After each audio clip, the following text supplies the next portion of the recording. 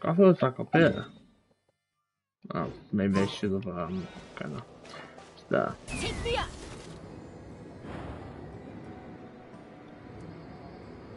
It's the one like under specifically. Okay, it puts the spout there.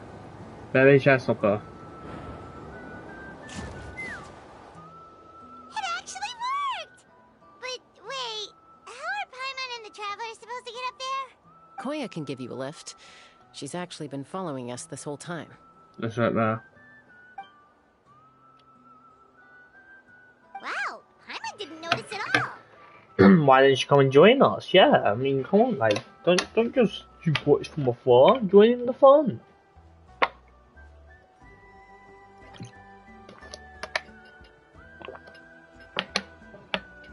Although if we're about to guess, probably doesn't want to go near human settlement because of the recent events, though. Well, probably because she didn't want to get too close to humans. Or maybe just me. But right now, we need her power.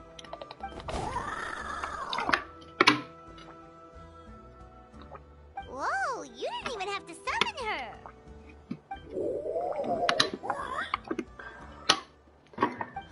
Yes, up there. That's probably where Chime is. Alright, let's go have a little talk with this T'Pol. Yeah. Kidnapping child and...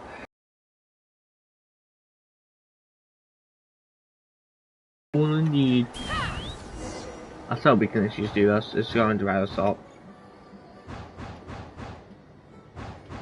You literally have to do nothing else to do this. Yeah, see if there's there. Oh. Haven't ever flown that fast before. She feels so ready to throw up. But we've like read those and normally hide in my menus, so I don't know. At least we made it in one piece. Aha. Just as I thought. It might look like a regular hot air balloon from the outside, but up close, it's clearly been heavily remodeled. And sure enough, it only descended below the cloud line because the custom-built machinery malfunctioned. Can you tell what the issue is? I should be able to figure it out with T'Pol's notebook. Thankfully, I know a little DIY from fixing up my guns when they're having issues. That should just about do it. Now all it needs is a nice hard kick. Maybe that works on your guns, but, huh? We're really moving!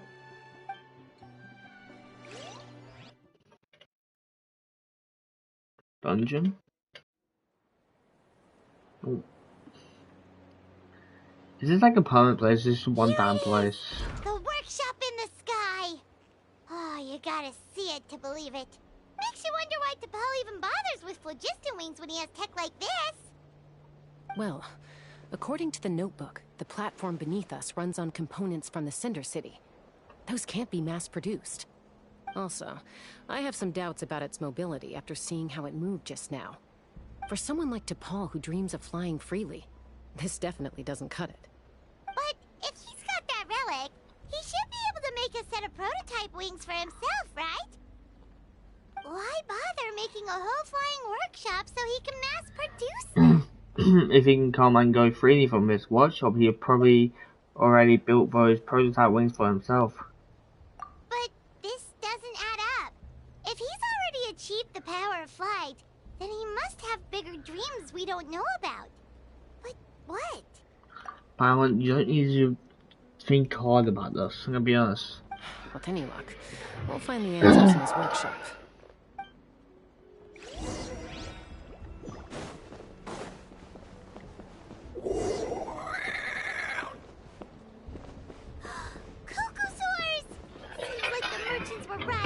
Rescue the Cucusaurs. I'll bet that mechanism on top of the cave.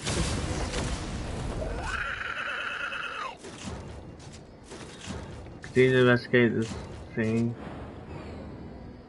I'm assuming I use...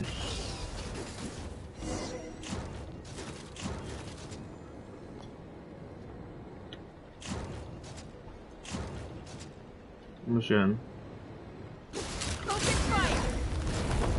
Oh, the Choska. Well, I am Choska, so... Why won't it fly away like the others? It's... I'm gonna make a guess that that's her child? It can't be dead, right? She's still breathing, but barely. By the looks of it, DePaul was using these cages to extract phlogiston from the Kukasaurs. Once a Kukasaur is drained of phlogiston, it becomes too weak to move. We'll have to come back for these ones after dealing with DePaul. Oh look, there's another notebook here. Let me see. Looks like a record of his phlogiston research. Log number 330. With the support of... I was finally able to launch the airborne workshop. Even though it relies on the relic for 80% of its power supply, I've at least taken the first step. Log number 348. Research on the relic is progressing well. I should be able to replicate the technology and scale up production very soon. Has proposed a name for this groundbreaking invention: the phlogiston wings. I think I'm getting close. Soon I will achieve my dreams. Log number 377. Encountered some issues with the new smaller model phlogiston wings. The gaseous phlogiston showed some volatility during the refinement process. Thinks we should proceed at a more cautious pace with the refinement experiments. But after so many past failures, I have to prove that I will succeed this time. Like, it keeps blanking out. Does that mean this person's gonna be important to this quest or some random quest? Like this quest, or is it gonna be like a world quest, or like, you know, in the future or whatnot? I don't know. Because I keep blowing out like we're gonna find out eventually. Maybe, I don't know. Log number 114. Ran an experiment using Kukasaurs to refine gaseous phlogiston. It was a success. Log number 117. I've started recruiting merchants and hunters to capture wild Kukasaurs. Log number 121. Major breakthrough in the efficiency of phlogiston yield. Huh? So many parts have been crossed out! Based on the contact, it should be someone's name. Yeah, probably the contact he alluded to in his other notebook. Guess he has a benefactor. Did anyone else notice how the numbering system in this notebook suddenly changed halfway through? Yeah, and the tone seems to change a lot too. We haven't got time for textual analysis, I'm afraid. Grab the notebook and let's press on. Got a whole city up here. Look at that. Never seen one of these before. Looks like this was built with the Cinder City components, too. You're not thinking of giving it a nice hard kick, are you?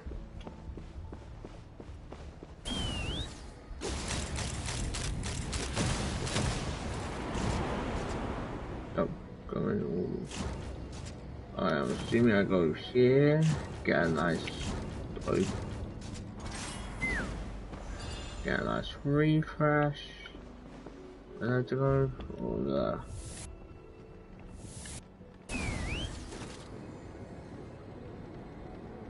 Whoa! What's that mechanism doing? It's asking for a nice hard kick where it hurts. Aim for the weak spot.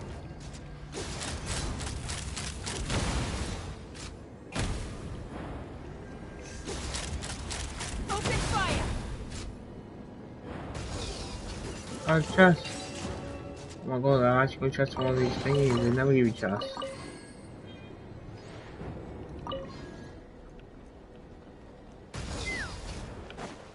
That force is like playing that whole stuff. It's DePaul's henchmen. He must have brought them here using the relic in his prototype wings. Watch out! Hunt them down.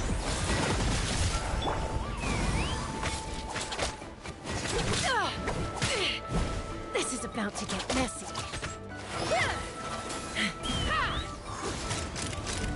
Bullseye! Open fire!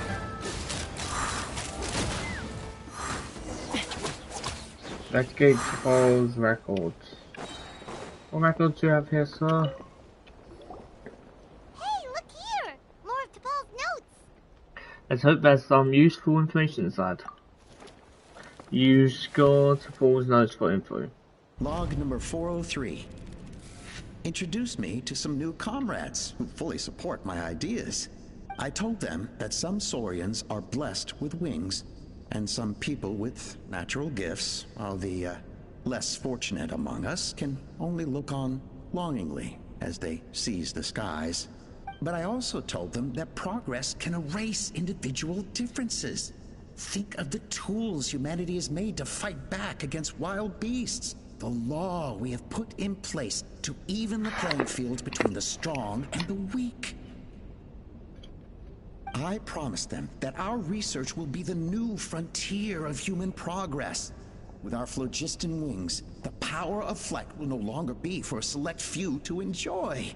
Imagine a world where the skies are for all to share. I only hope that when we finally achieve this goal, we'll be proud of me. Imagine a world where the skies are for all to share. Yes, what a wonderful world that would be. If only it were possible. We could respond faster. And so many tragedies could be prevented. But DePaul, what about the Saurians you're draining dry of phlogiston? You're not sharing the sky. You're stealing it. Bad move. I won't let you get away with it. Joshua, calm down, Joshua. Pound's like, I'm worried about Joshua. Pound's like, what am I gonna have for dinner tonight? I'm fine. Let's keep moving. I don't think we'll find anything else here. Yep.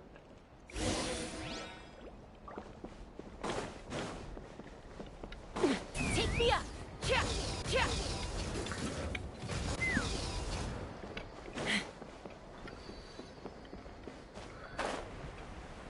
Don't need a gun for this.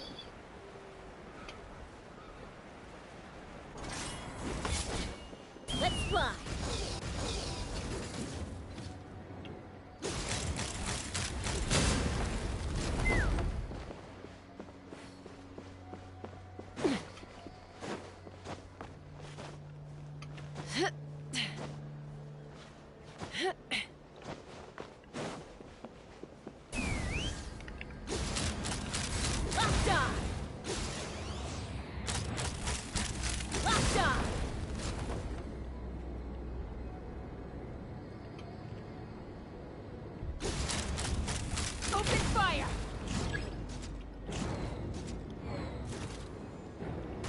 I think like 20 didn't go down. Let me.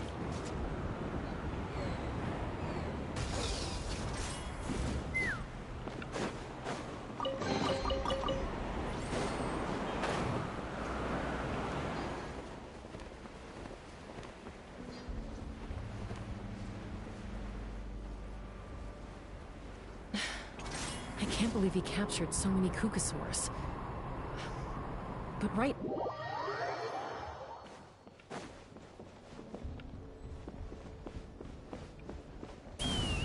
So I don't like something gone, bro. I'm not like... Okay. Switch. I have no energy.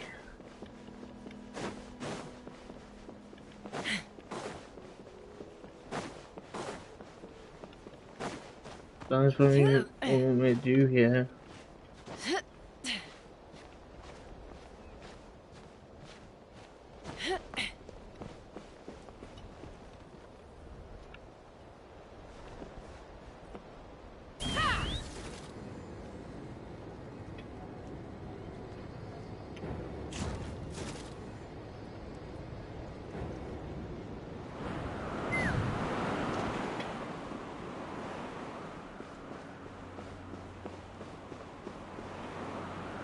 Let's fly!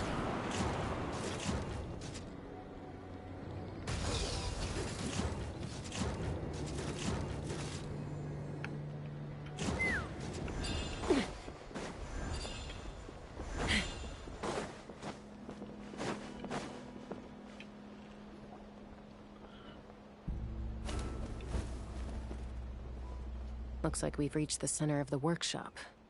And still no sign of Koya's baby. We know. Let's search this area for now. If we still can't find Chime, we'll double back. Okay, Chosko. You split up and begin to search. You should never split up. But you know, actually, to be fair, isn't that far away, but... Bam! The palm match was like... Traveler, come quick! What is it? Did you find Chime? Not yet, but look! It's another one of T'Pol's notebooks! Let's give it a read, just in case it gives us any clues about Chime's whereabouts. I don't think the notebook specifically will give us any clues about Chime's whereabouts, unless Chime is a special child with more Felicity in her. I don't know. Anyway, let's give it a read. Alright.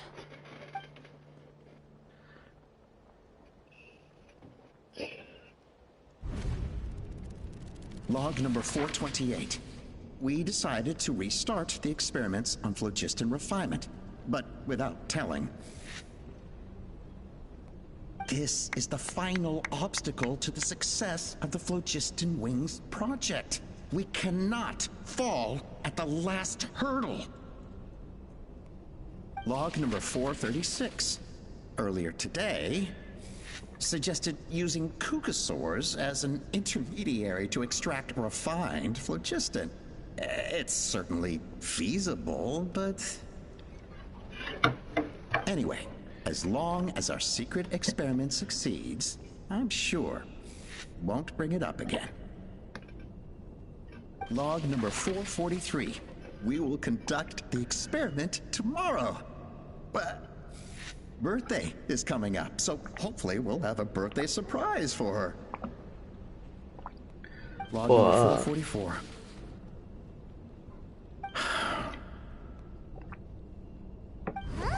Why is this log empty?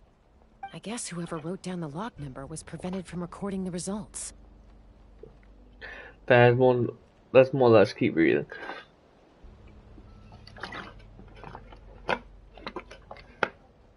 It could still be open, to be fair. Let's more or less keep reading. I feel like someone in her trial at the very least. We lost many comrades in the accident. Among them are friends, lovers, and children. But we cannot stop now. We will keep their legacy alive and carry their dreams forward. As of today, we are scrapping the artificial refinement method. Instead, we will focus all our efforts on phlogiston extraction from live Kukasaurs. They are arrogant beasts whose existence in the wild serves no one but themselves. Their true worth lies in their sacrifice for the sake of human progress. To facilitate our operations, we will gradually move the airborne workshop closer to the Flower Feather clan, even as we continue to expand it. All this we do to create a world where the skies are for all of humanity to share. All this we do to make T'Pol's dream a reality.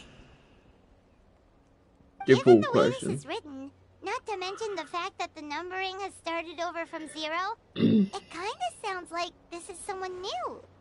Does that mean that T'Pol's already... But in that case, who have we been pursuing? There's also a letter tucked in the end of the notebook. It's from Puma.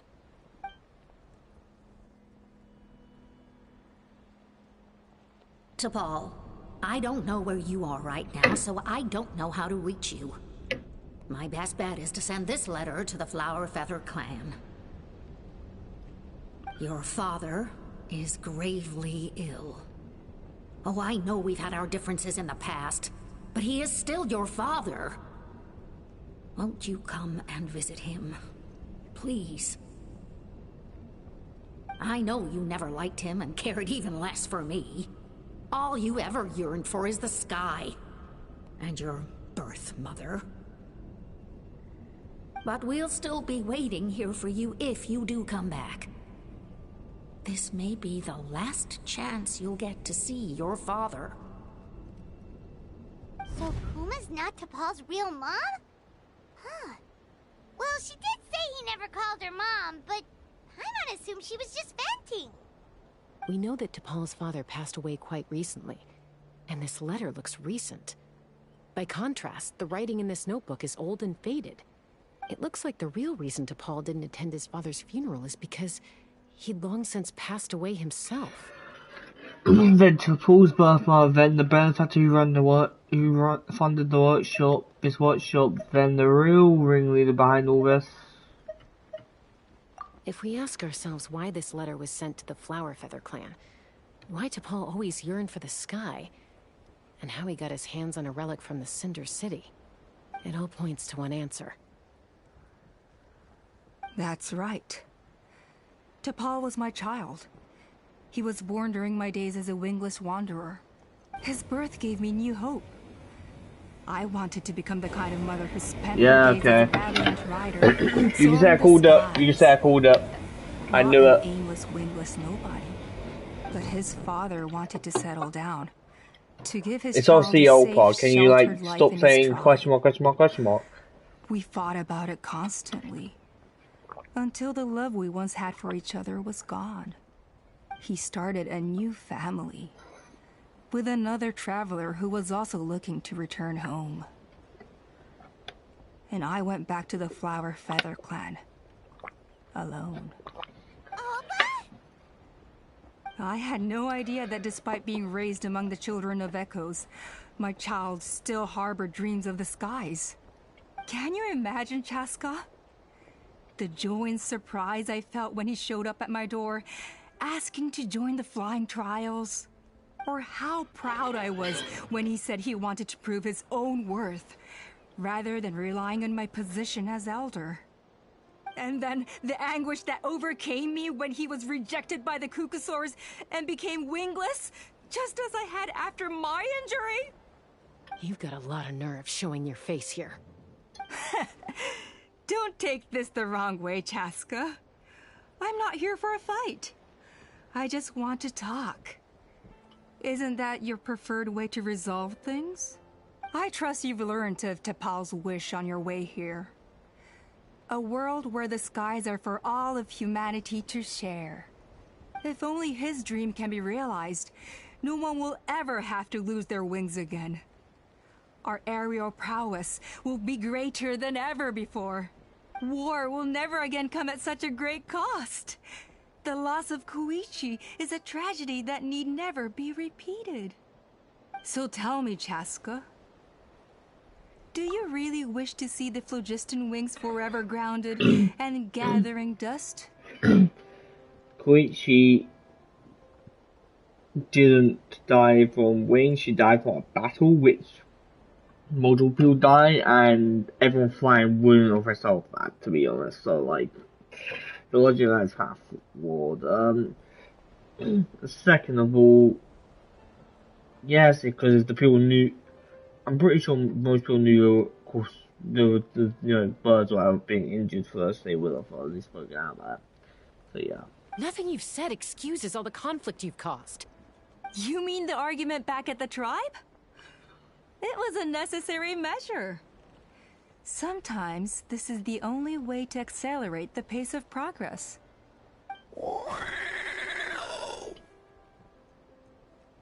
Is a mother harming her children when she coaxes them into swallowing a bitter pill?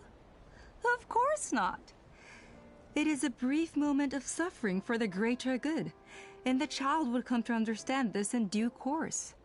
The phlogiston wings are that bitter pill. We will never progress as a tribe if we cling to the scraps the Kukasaurs offer us. Once the people have embraced the phlogiston wings, they will never look back. Even if they learn how the refined phlogiston is sourced. They will convince themselves that the sacrifice of a few Kukasaurs is a small price to pay for our dominion over the skies. But this I had not anticipated. I barely had the chance to introduce the phlogiston wings to the tribe before you found this place. Your plan was hardly foolproof. Yet, it can still be salvaged. Chaska, traveler, you are the hope of humanity. I'm sure you have your doubts about my methods, but know that my love for humanity and for Natlan is genuine. You know as my own children, as fellow humans. Surely you can understand my perspective. I mean, by your logic, your son's death is meaningless. Your son's death was kind of for the greater good, so he deserved to die. That's literally the logic she just used, basically. It's definitely food for thought. You wish. Ulpa, Natlan doesn't belong to humans alone, and truthfully, neither do I. You don't belong to anyone for that matter. Fire it off. How many times has the Abyss invaded Natlan now? And yet despite how much stronger it is than us, Natlan still stands as a nation of humans and Saurians. Peace imposed by force will crumble in a matter of days, because social bonds are what hold a civilization together. Weren't you the one that taught me that? And yet you would break the bond we share with our Saurian companions to take more power for ourselves? That's as stupid as hacking your own arm off to use it as a club. They are wild beasts, driven purely by instinct. How could they possibly understand human social bonds? How did someone like her ever become a writer? Maybe because her instincts are not so different from ours, because clearly she had them fooled too. You overestimate them. They bow to the strong and shun the weak. That's all there is to it. They never gave Tepal a second glance when he was at his lowest, nor me when I returned injured from the Cinder City. It's all about survival of the fittest for them. Plain and simple. They obeyed me once I proved myself stronger than them, but the moment it serves them better, they'll abandon me in a heartbeat. You're wrong, Ulpa. They only reject the wingless because they don't want to fly anyone to their death. Chaska, I will promise you this. Only the unruliest wild cucosaurs will be used for phlogiston extraction. The ones who have nothing else to offer to humanity. Well, that's too bad.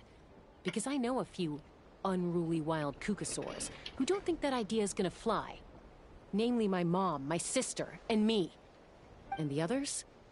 To us, they're friends, family, even children.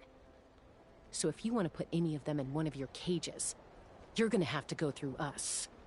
Is that right? I knew you might be difficult to convince. Maybe this will change your mind.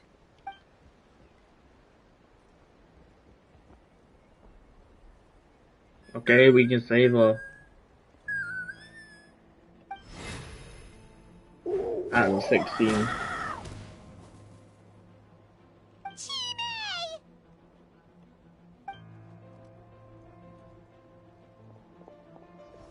Ulpa!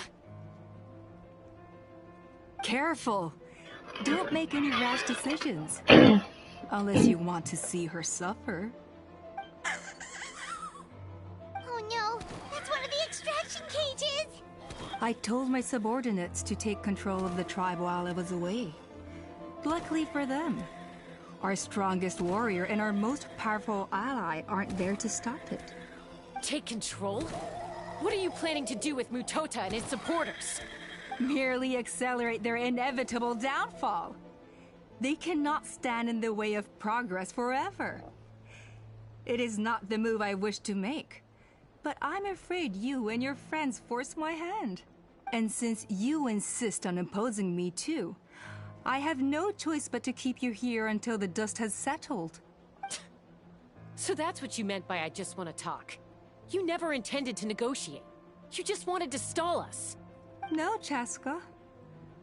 I genuinely hoped I could win you over. You are the strongest warriors we have. Put down your weapons, and I promise you that no harm will come to this young Saurian. I just need you to stay here for the next couple of weeks or so, while my people consolidate their power. Then, I will give her back to you, and you'll be free to leave. You want me to stay here for weeks? I'm sure we could literally break that without it being distracting too much. But then again, as a kid, so maybe the attraction is different. You really think the Pyro Archon is gonna let you get away with a Jupiter? As long as the majority supports our vision, even the Pyro Archon cannot meddle in our internal affairs. Your vision is deranged, and the Flower Feather Clan will never support it. You sure about that? Then wait here and see. Time will tell. What do we do? Even if the whole tribe fights back, Mutota's in grave danger! Stop delaying the inevitable! Drop your weapons and get into the cages, now! She's still holding Chime hostage. Is there really no other way?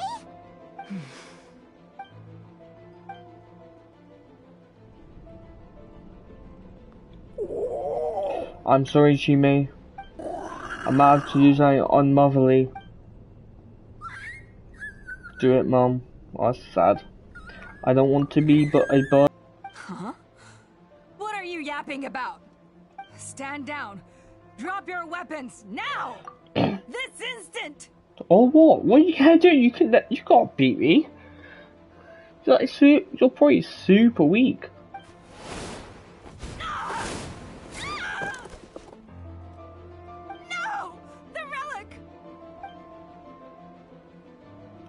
Now.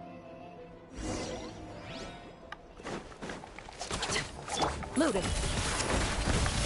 Literally, just so oh my god, what the hell? Just so you can get a hand in us. Don't give up, Alpha. We're negotiating my way out. Hey, something's up with this relic! Open fire!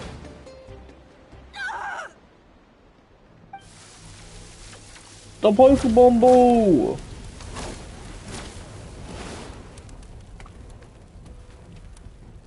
No!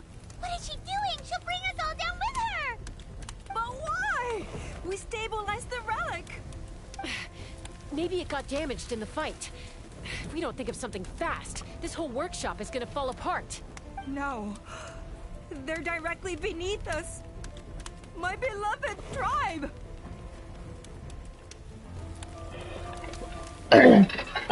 Leave the workshop to me, you deal with it, relic. Teamwork. If we don't solve this problem at the source, this whole place will come crashing down. Okay,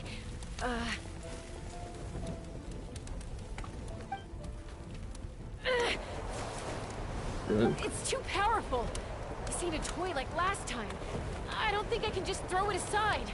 I'm gonna put your toilet. But we need to get it far away before it explodes.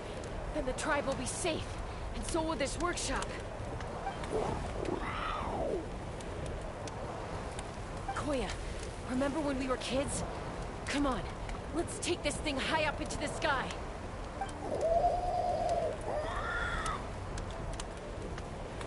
Don't worry. I know I can get rid of it before it explodes. We're talking some surface wounds at most. All I need is for you to catch me at the end. Just like old times.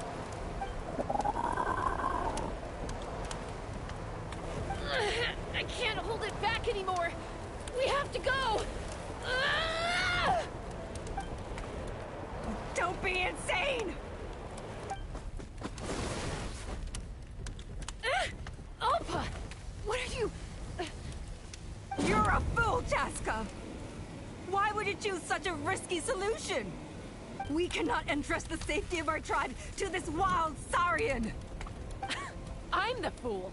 You really think you can stand a better chance than me? Sure, it may be asking too much for an ex-wingless to escape the blast radius in time. But I can fly it a safe distance away. Even if it's the last thing I do. Okay, I'm assuming it's like some like redeeming thingy. I just for the cutscene. Here, They should be high enough to save the clan. Yeah. Best you can do. What? You don't get to die a hero today. You live to be a villain.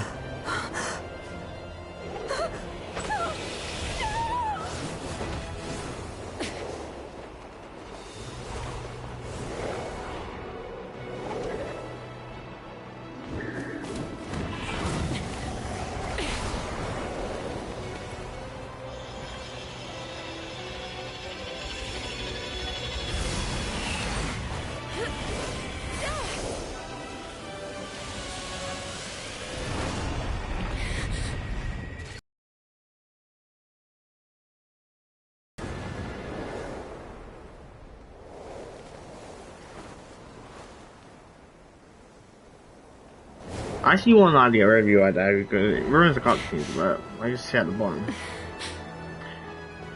UID.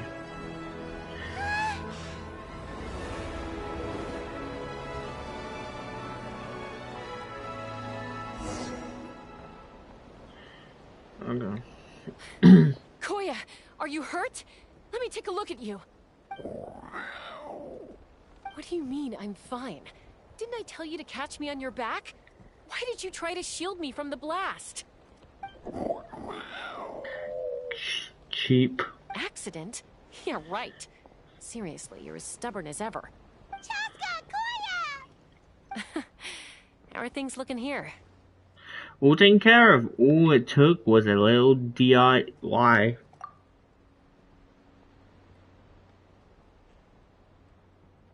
I think that's putting it mildly.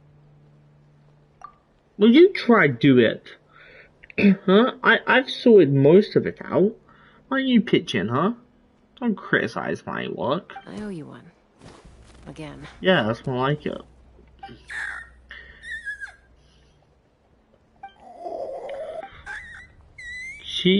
Oh, but be honest. Do you still think Kukasaurs can't form bonds? Mom, I'll figure out the refinement problem. I'll find a way. You don't need to worry about it. I just need some more time. That's all I ask. Please just trust me. Just this once.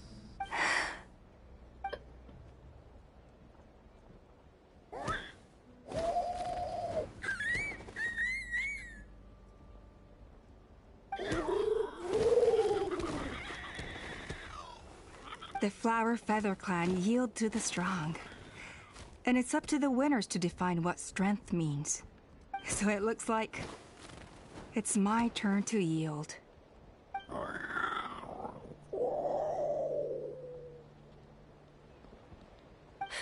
Koya! Koya!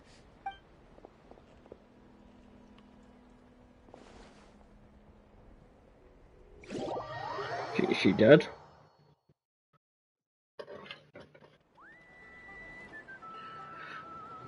So, you're absolutely sure it's not because of the explosion? Yes. For the 10,000th time, I'm sure. The blast barely touched her. The reason she fainted was old injuries playing up, compounded by overexertion in recent days. That does sound like something that could happen. I have no doubt, to us. The moment she finally relaxed, all the built-up stress finally caught up with her. And no wonder. Honestly, she's just like you. Anyway, now you know how we feel when you go off risking life and limb. Your mother and I would both appreciate it if you lived less dangerously. You know she wrote to me from the Masters of the Nightwind, just to scold me for not doing enough to keep an eye on you. If she wasn't so busy with work, you can bet she'd come back here and chew us both out in person. I'll find an opportunity to apologize to her. I promise. You'd better. No more avoiding us, okay? And don't get me started on all the checkups you've missed. Got it. Got it. Huh? Koya? You're awake. I'll go let everyone know. Hey, but we're not done talking.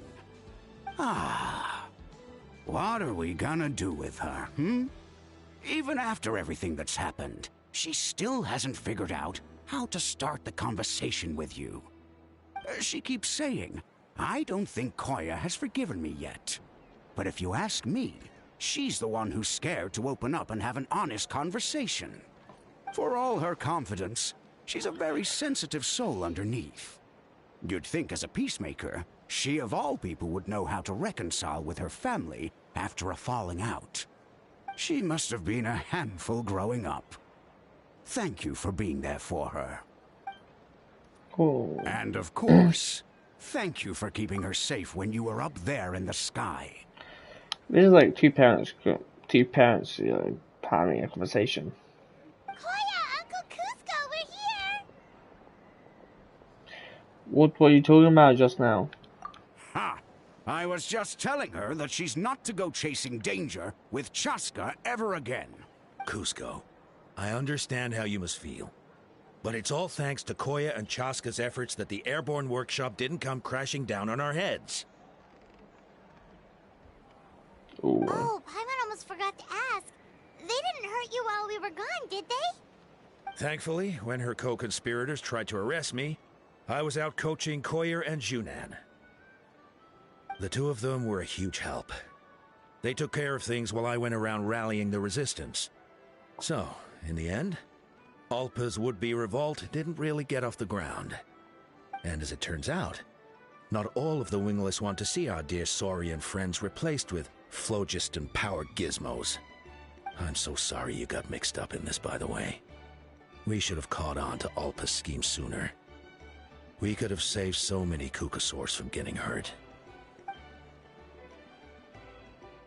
Most of the airborne workshop has now been dismantled. We've just left one small, harmless part intact, and repurposed it as a jail for Alpa and her cronies. Let's see how they like being locked up in a sky prison. How the tables have turned. Time they got a taste of their own, Millicent. So, it looks like there's just one last conflict left to resolve. Peacemaker, you're up. I said I had to wait until things had blown over, didn't I? And now they have. But I still have no idea what to say. Koya, I just want to say, I'm sorry for how things went down back then.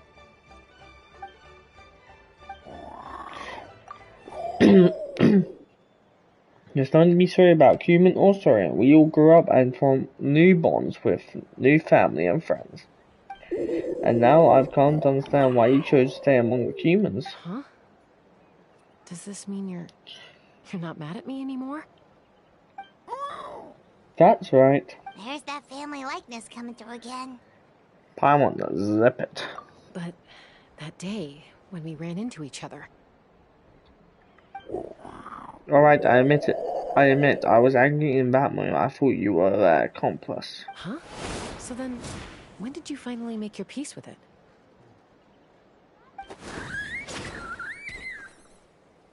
Moon. Hey, slow down. Oh, it's Chime and Chimpu. They're here too. Are you okay? Mom is fine. Love, we're all doing well. End quest. Never mind. I guess it was when it was my turn to. I guess it was when it was my turn to embrace a new family of my own.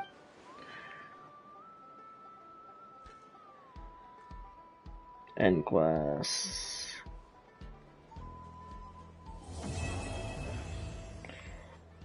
Good quest. Good quest.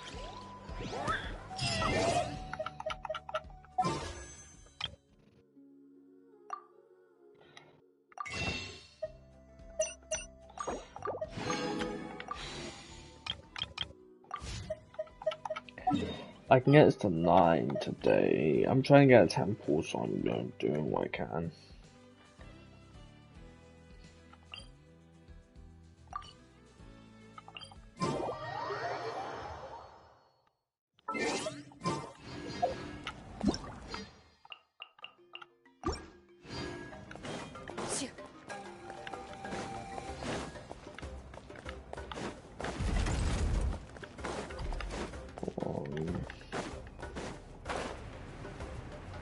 Don't know like if I'm there or not, but I am.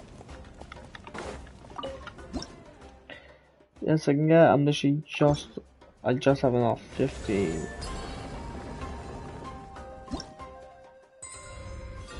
That's one I get a waste for it too. So, wait, I didn't go in the order yet. 150.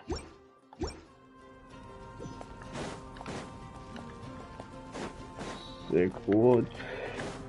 Quest was wonderful, honestly. Most I've got the Shoska quest finally done.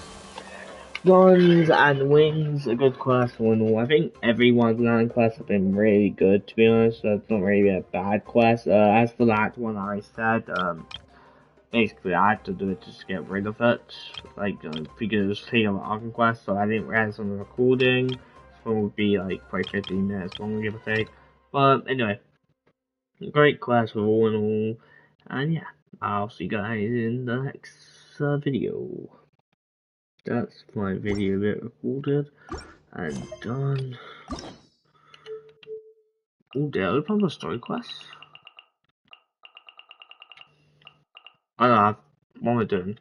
I was like, there's no way, I don't really hang out events. I don't think they do any more hangout events. Maybe do randomly, but occasionally, but you big ones are not just for the sake of it. Actually, Lily, it's a maybe do randomly,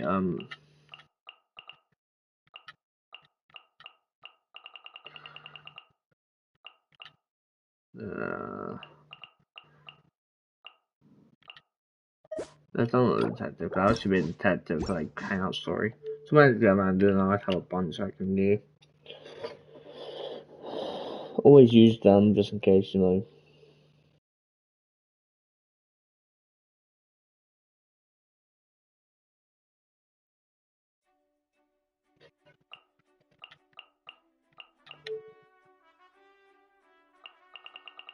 How was a fun quest? What would be fun quest?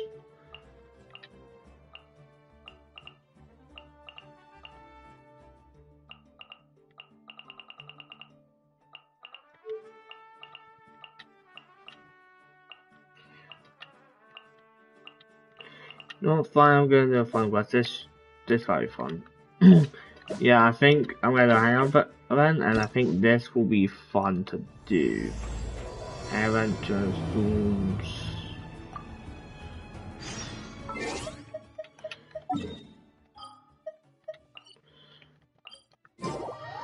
I feel like this would be a fun thing to do.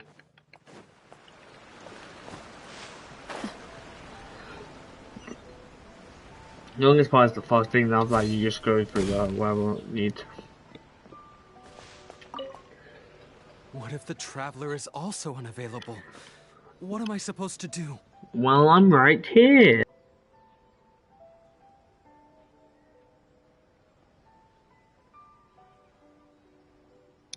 Okay, just I always chat before if I'm always talking. Okay.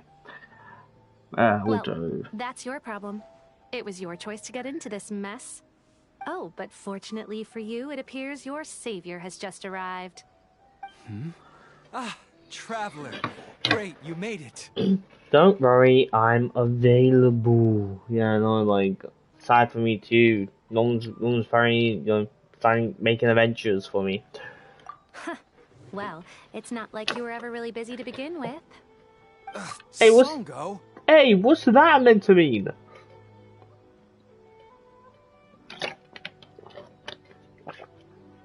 You know, I don't have to take this. I can leave right now if you want.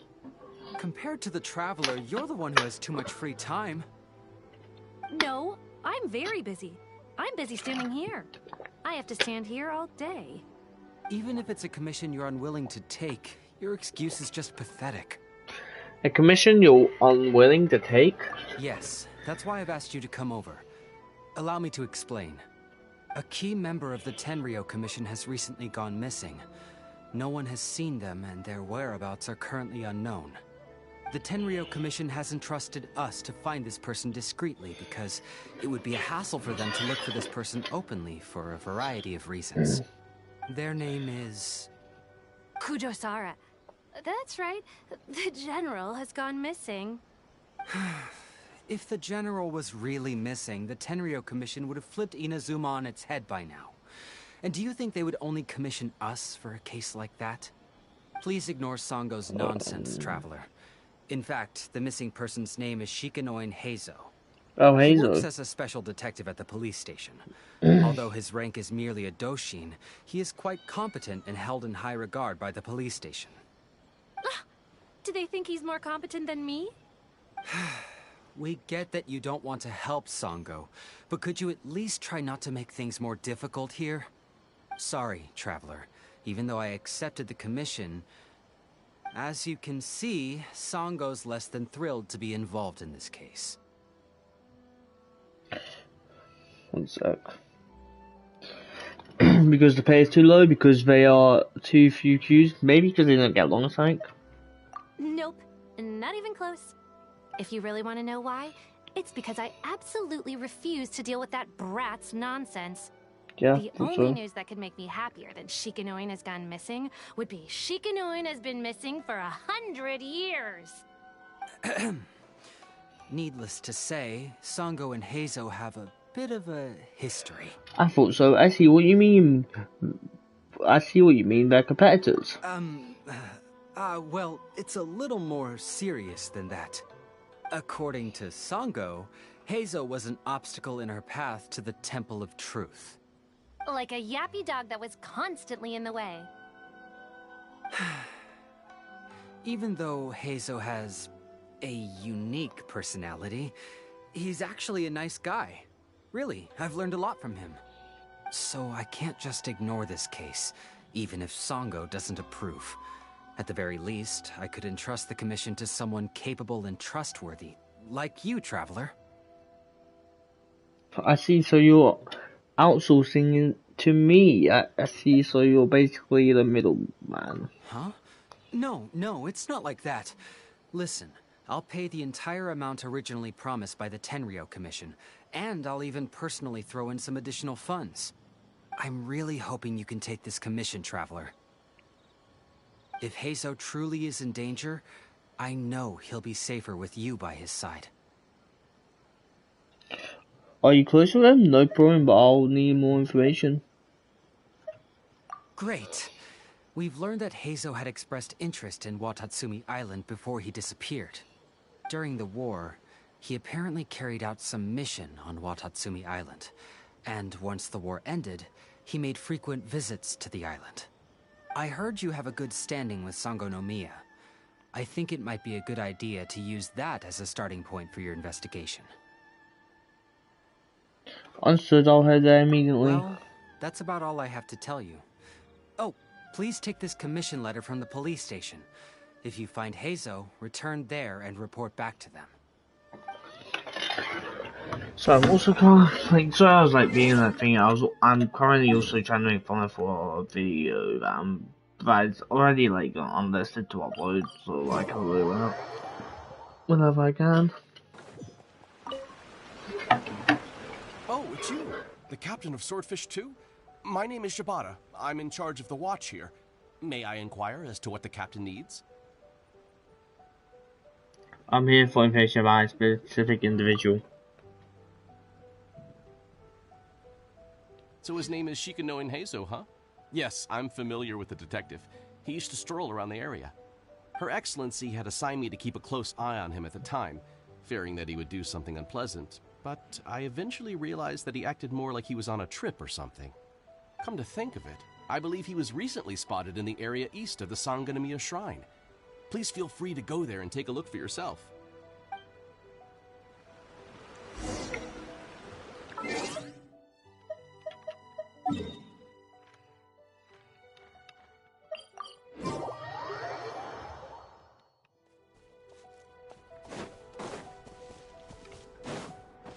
Come on, you guys. Oh, you're in Nothing it. but a poor tourist with empty pockets. Please, you can just let me go.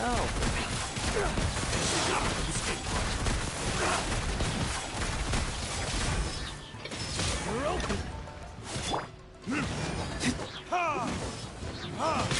Strike a pose! Loot him.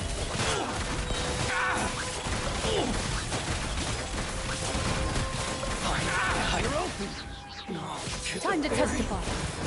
Finally,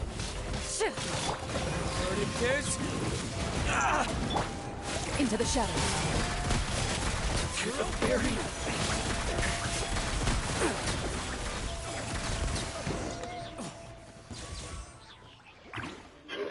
Well, well, look who it is. I was wondering who could be valiant enough to wipe the floor with these guys so easily. Turns out it was the distinguished traveler. Really, I can't thank you enough.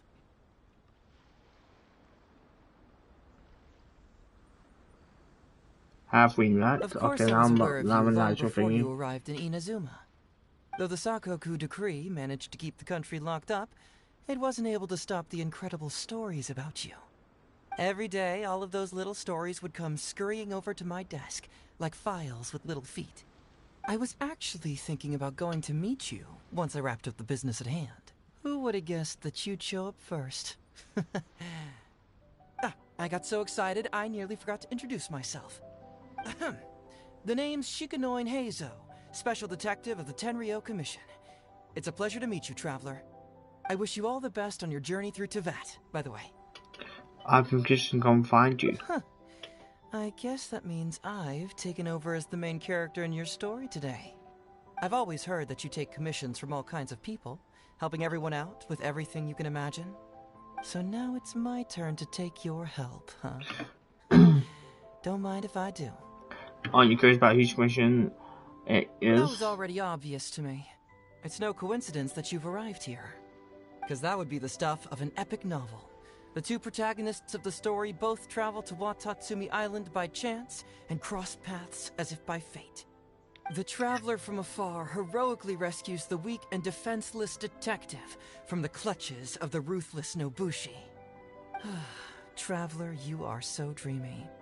Unfortunately, though, I don't believe in coincidences. So, guessing you came to me on the police station's commission, didn't you? How did you know that? Well, he's a detective. And it would be probably the main possible commission status. I'm a detective. Can you guess what gave it away? Did you delude it from what I said? Did you delude it from my the Oracle? Did you delude it from what I'm wearing?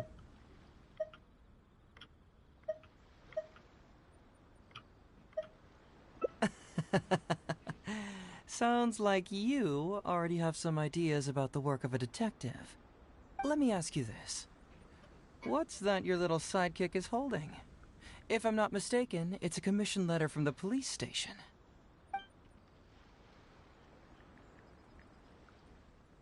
What? Paimon's just here to take a look.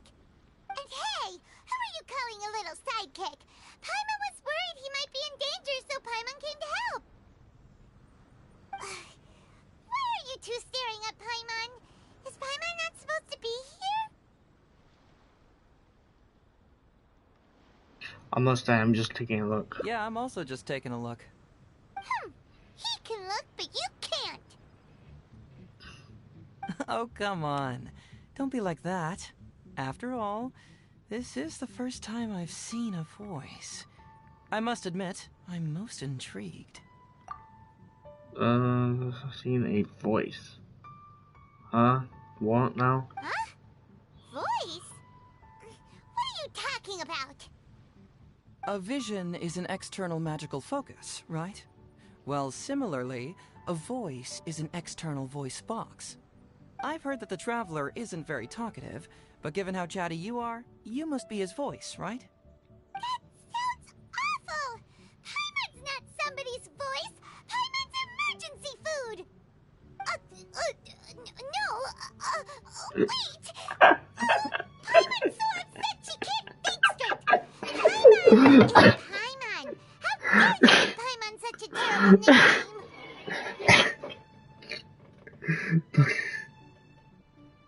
Emergency food strikes again. Sorry, I called me off guard. I was literally about to almost video and it's called me off guard. Sorry.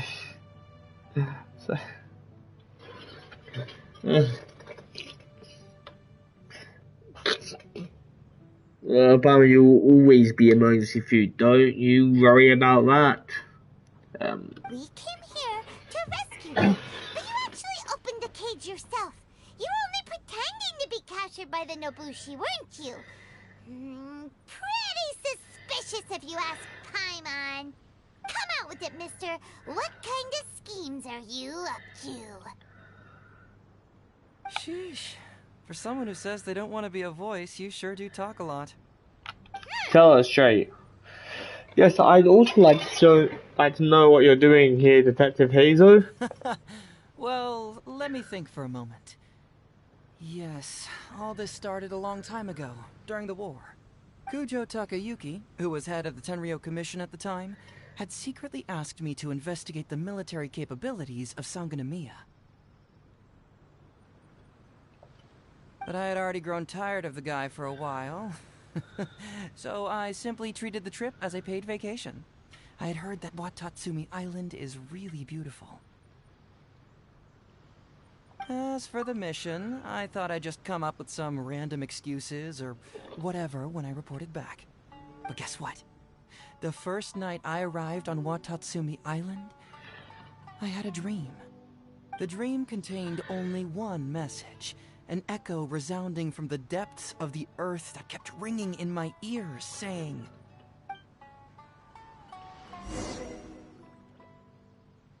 Hazel presents his lips close to your ear and whispers something vital is missing on the island. Isn't that bizarre?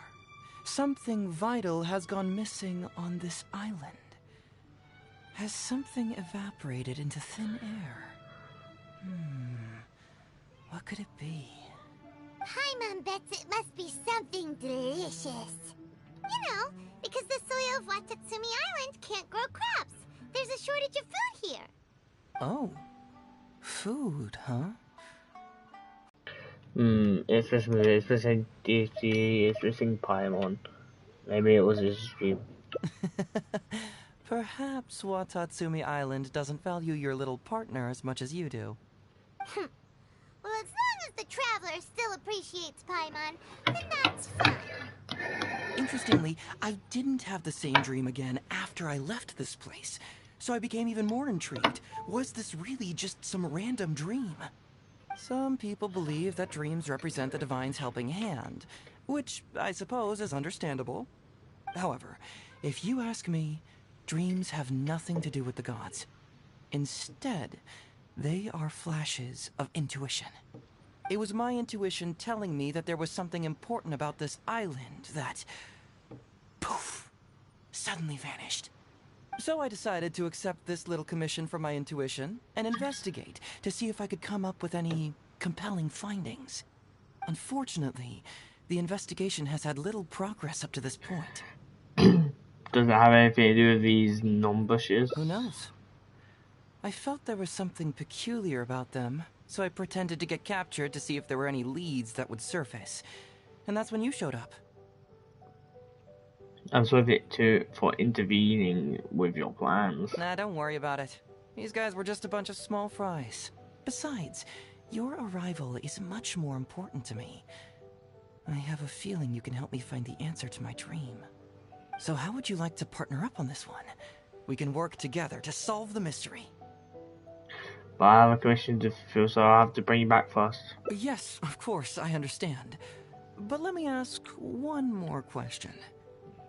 Did the police station say they are looking for me because of something important? No, they didn't. Well, then it's probably nothing major. Most likely they're short on staff or something petty like that, and they happen to remember their model employee. So since we're already here, why don't we just solve this puzzle together? Once everything is settled, I'll gladly accompany you back to the police station, or anywhere else you'd like to go. What do you think? I'm curious about your dream, but it's my duty to bring you back. I'm curious about your dream too. I'll assist you. Okay, I'm doing this. I feel like doing this one first. What a sterling example of dedication. In that case, I'll accompany you back to the police station first. We can discuss the issue of Watatsumi Island later.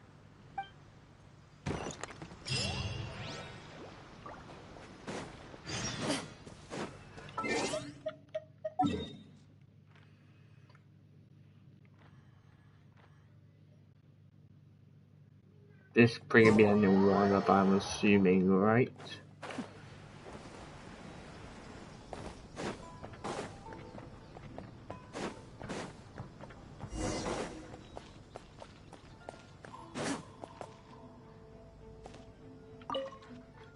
Oh, look who showed up. Hazo, you're finally back.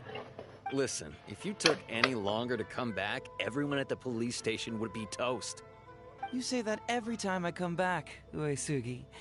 However, something does feel a little unusual about the police station this time. Come on, would I ever lie to you? Madame Kujo-Sara is here, and she's on the warpath. So be on the lookout. What's that lady doing here? Doshin Shikanoin, I see you finally returned. Please, enlighten us. What have you been doing recently? Okay. I was just out investigating a case. Don't give me that. I checked the records here. You didn't take any cases. Actually, it's a case of personal relevance to me. These two can attest to that. Traveler? Paimon, what are you two doing here? We're the ones who brought Hazel back. Brought him back? Can someone please explain?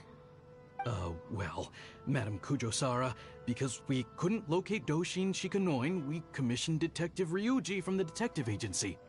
Shortly after, Ryuji returned to tell us, that he had given the commission to the Traveler, and then...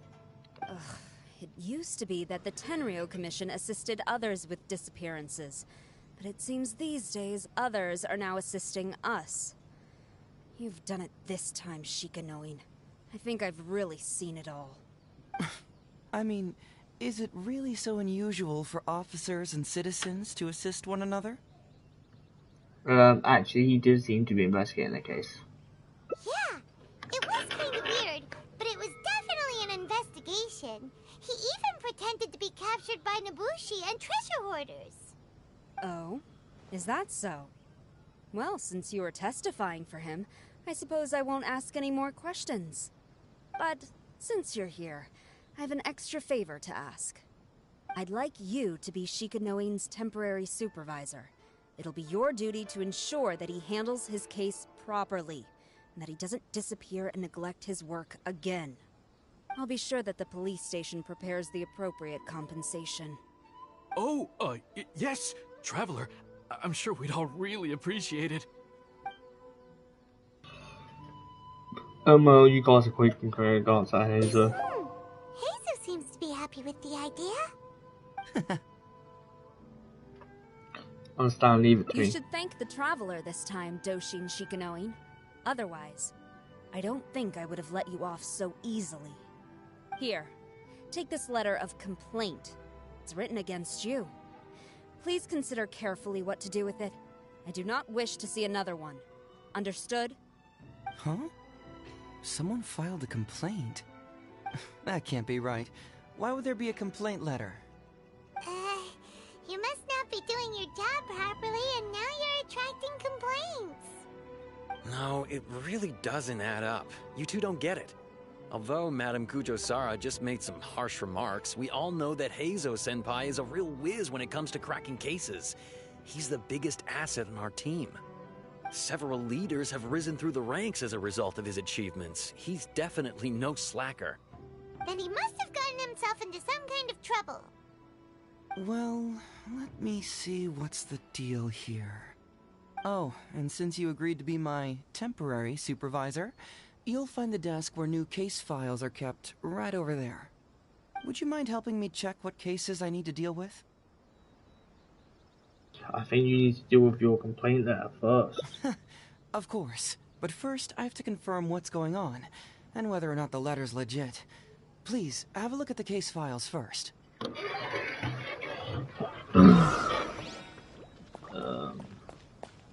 Check out the case files.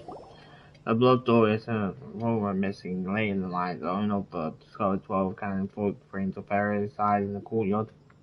Leading to the intel assumption that the crime was carried out by a team. Who would give a dog such a strange name?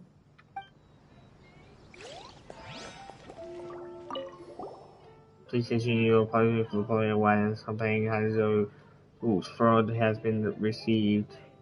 Following review, the station has been authorized to run the performance of charge of the related work at headquarters of the Terran Commission. Heizo Talks Fraud? What's that? Sounds... Oh, free. Oh. That is Slacker who claims to be the prime prince of his chief terrorism. Should have reportedly losing their lives in the area of the Boggle Port Shore. What? Not him again. Hello, my good man.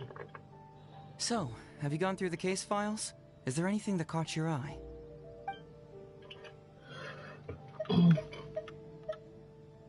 And a brief reply for Heizo Talks Fraud. Oh, have they approved it already? I'm on The 5 Tenryo Commission parts. certainly has become more efficient ever since Kujo Kamaji took office. So, what is Heizo Talks Fraud? It's an anti-fraud public awareness event. Basically, think of it as a short play about fraud. We'll get a few people to perform an entertaining drama in order to raise public awareness about the issue.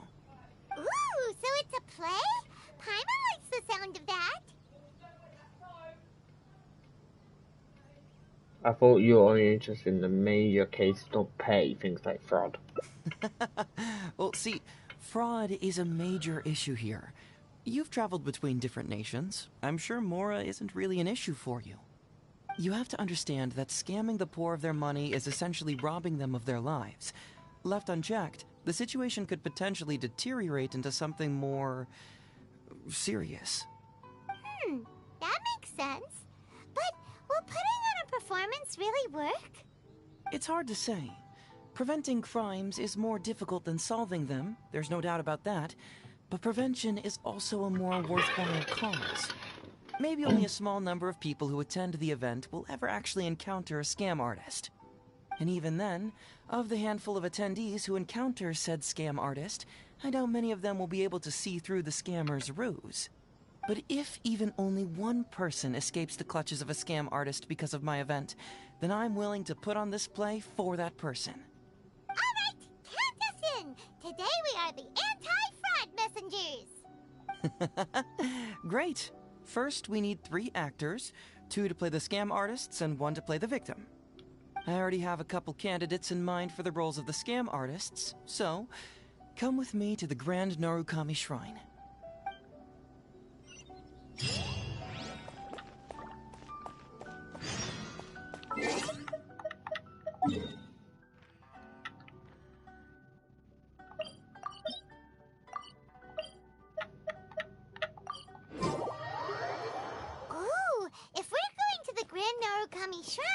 Are you planning to recruit Miko for your play?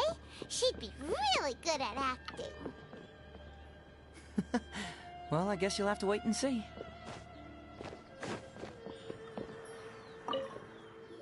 Heizo, what are you doing here, you little brat? Oh, and the Traveler, too.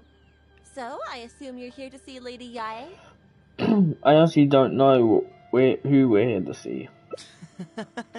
Hey, come on, cuz. Maybe I'm just here to see you. Don't play your little games with me. If the Traveler isn't looking for Lady Yae, then you must be here looking for Etsu, right? You still know me best, cuz. Etsu. Please wait here. I'll go get her. Huh, so we're not here to see Miko? Bummer. I'm flattered. Not really. But even Don't if I wanted to, do you really think I could convince Lady Yae to join a little event like mine? Get the Traveler to ask her next time. He can do it. Well, hello, Detective Heizo. It's been so long since you last came to see me. You know, it's cruel to keep a girl waiting. Hey, community service isn't all bad, is it? I'm sure it's better than prison, at least. Prison? That's right. I was careless and found myself caught up in a case of fraud. Detective Heizo arrested me, and I was sentenced to prison. For the record, I'm not the one who technically arrested you. Oh, come now, Detective Heizo. don't pretend like you don't remember the part you played. You have a cold heart, Detective. Colder than an icicle in the middle of winter. How would those Doshin have nabbed me if you hadn't provided evidence of my involvement and whereabouts, They were so bland and functional. Not like you, Detective. When you took me down, you knew exactly what you were doing. So, how did you end up here at the shrine? I'm here doing community service, of course. After all the information Detective Hazo managed to squeeze out of me, he promised to help secure a reduced sentence from the court. But in the end, they hardly reduced my sentence at all. Even after serving a lengthy prison term, I am still required to perform community service. I have to spend the entire day sweeping leaves or wiping floors. Just look at what the work has done to my soft and delicate hands. So, don't believe a word that comes out of his mouth. Oh, you're the criminal here. Don't know what you want me to say. I helped you get community service because you were credited with assisting the investigation. But if you find it too exhausting, I can always send you back to prison again. Oh, come on, Detective Hazo. Now you're just toying with me. Don't give me that. Listen, I'd like to invite you to the anti-fraud event I mentioned last time. It's tomorrow night, and you'll be a VIP guest. Let's see. Appearing in the event would be equivalent to, what, 5 days of community service? How does that sound? Only 5 days? That's hardly anything. 5 days not enough? Okay. How about 4 days? Hey! That's a day less than what you just promised me, Detective Hazo. Oh, my mistake. 3 days. All right, I'll go. Just stop playing with my heart. And may I ask, will they also be coming as a guest tomorrow night? Hi, I'm Just. No wonder you're treating me so coldly today, Detective Hazo. Looks like you found someone else to keep you company. And what a charmer they are. I get what you see in them. I mean, you'd have to be blind not to. Thank you very much. Etsu, now's not the time. If I hear you talking like that to my friend again, I'll make your community service even more unpleasant than your time in prison. Oh, I'm so sorry. I had no idea they were your friend. Really. Well, now you do. Just be sure you're ready tomorrow. I'll send you the location, time of the event, and the script, so don't be late. All right, on to our next candidate. He should be in town right about now. Who are we going to? I apologize for earlier. I don't know what came over me. Oh, Detective Hazo? He can't stand people like me, I'm sure of it. Although he sounds polite and friendly, I can tell that he treats inmates convicted of fraud differently. He's really got something against us. Do you think he may have been defrauded himself before? Impossible. Who could ever be cunning enough to fool Detective Hazo like that,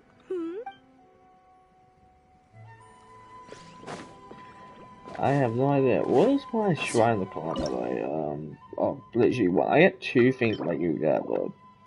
So I may have to look up like a video with logic chest or whatever for do my eventually. Yeah.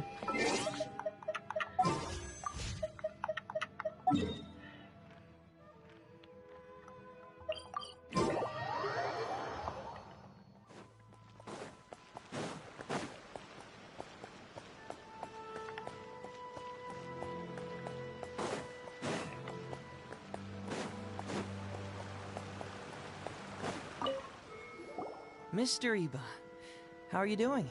Oh, well, if it isn't Hazo. Thanks to you, I haven't kicked the bucket yet. Well, it's good to see you're alive. And well. All right, out with it. I know you wouldn't come see me for nothing. I see you're still sharp as ever, Mr. Iba. Look, have you had a chance to think about that anti-fraud event I mentioned to you last time? You can forget it. I'm pushing 71 this year. You think I want to make a fool of myself? Are you sure? You know, this event is very well funded. And now that the Sakoku decree has been repealed, I heard that your granddaughter Kazumi wants to take the chance to travel. If you participate, she can go without worrying about money at all. Huh? How did you know? Sure, I paid a hefty fine at the time, but I can still afford her travels. A hefty fine? You're Heizo's colleague, aren't you? How haven't you heard about this? Well, it just so happens that Mr. Iba was a well-known figure in Inazuma back in the day. His Iba Trading Guild was even bigger than the current International Trade Association.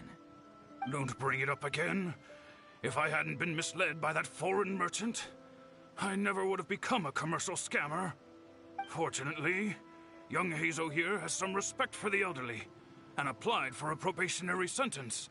Otherwise, I don't think I would have ever seen the light of day again. Well, if Heizo was so good to you, then you should help him out too. He's not as innocent as he looks, you know. He just knows it's easier to get information when we're chatting outside. Ask him if you don't believe me. Those are some pretty harsh words, Mr. Iba. Anyway, I can't help you with that, event, or whatever you call it. Ah, man alive. What should I do now? I already told Kazumi that you'd show up and caution everybody about avoiding fraud. I'm sure it'd be beneficial for everyone, and Kazumi even agreed to come and listen. How can I explain to her that you were too worried about being embarrassed? Oh, she might even think that you feel no remorse at all. You imbecile! You should have told me about this first! Come on now. How could I have known that you'd refuse to participate? Why, you... You sure are a crafty one, just like your father. So you'll join us? What choice do I have? Using my granddaughter to force me into some event. People these days. The world needs you to step up. I will send the time and place of the event as well as the script, so don't forget to prepare. All right, very well. Well then. Now, we only need to find the last person to play the role of the fooled victim. We don't want someone too clever for this role. Otherwise, they'd see right through this ruse and the drama would come to a grinding halt. Ito? Not too clever. Ah! Papa knows the perfect candidate. See, I got it correct. Oh yeah, I know that guy. I've seen him in the police station a handful of times, though I've never actually spoken to him before. Do you know where we can find him? Well, we did just see a file called the Prince of Mischief in Hanamizaka. That's gotta be Ito. He must be in Hanamizaka. Alright then. To Hanamizaka we go. Oh, but knowing his reputation, I'll need to bring a little something along just to guarantee we can secure his participation. You go ahead. I'll catch up.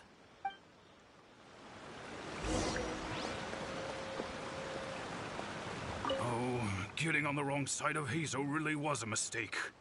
Huh? You two want to know what happened? Oh, there's not much to it, really. As soon as I heard Heizo was on the case, I knew it was over. I took the easy way out and confessed to everything. After all, what else can you do when a cyclone is heading your way? Cyclone? Heizo's nickname. It's what all the prisoners call him. Haven't you heard it before? There's nowhere to run. Nowhere to hide. For criminals, Heizo is a force of nature nobody can contend with. Alas, if only I'd known.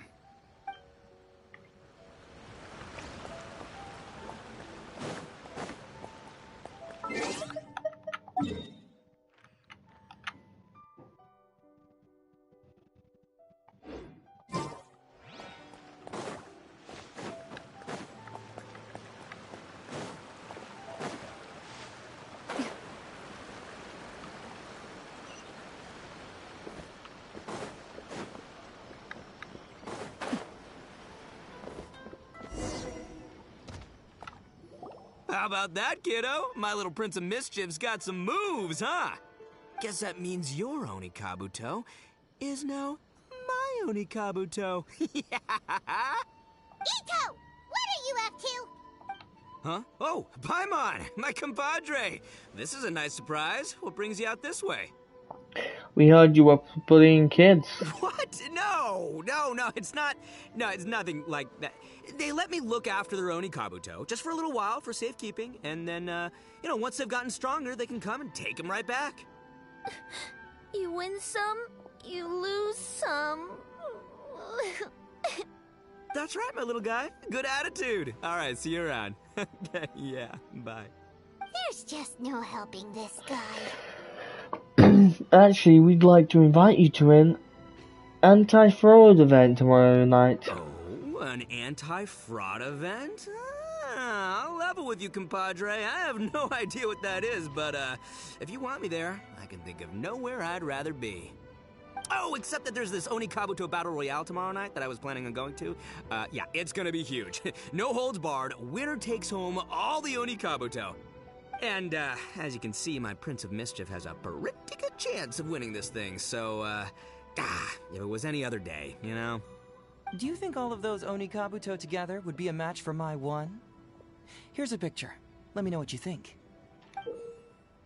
Huh? Whoa, what this... What is this? How'd it get so big? What are you feeding this thing? Look at those beautiful demon stripes, those razor-sharp horns. Is this the fabled Emperor Onikabuto?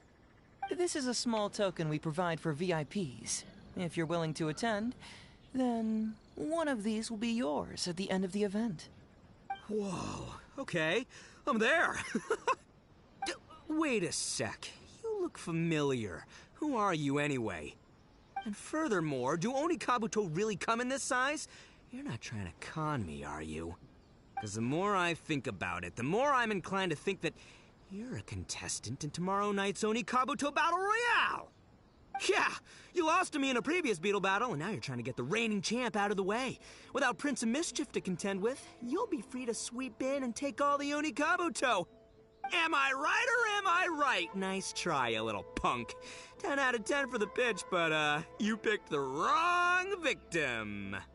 Okay. Then again, consider this. If your Prince of Mischief isn't competing, what's the point of me taking part? After all I'd stand to win is a bunch of puny little larvae. No? Well, you've stumped me there. You are completely right. I can't believe I didn't think of that. Sorry, my bro, my main man, my buddy. I had you all wrong. So, you're sure this guy's our best choice? Yeah, see? He was already wondering if you were trying to con him. Then allow me to introduce myself. I'm Shikanoin Heizo. I've seen you around a few times before at the police station. Huh? Oh, yeah, I remember now. No wonder you looked so familiar. You were that guy who was in for stealing other people's Onikabuto, right? Listen, Heizo, hombre, did you apologize to them? You can lose like a man, you can win like a man, but you can never steal like a man. And that's a little Ito nugget. Ito! He works there, for crying out loud! He's not one of your fellow inmates. What? Oh, jeez. What's wrong with me? How could I forget? Of course I know you. I remember you now. For real, this time.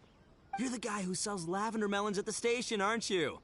A lavender melon seller? At the police station? Don't be ridiculous! I know what I saw, okay?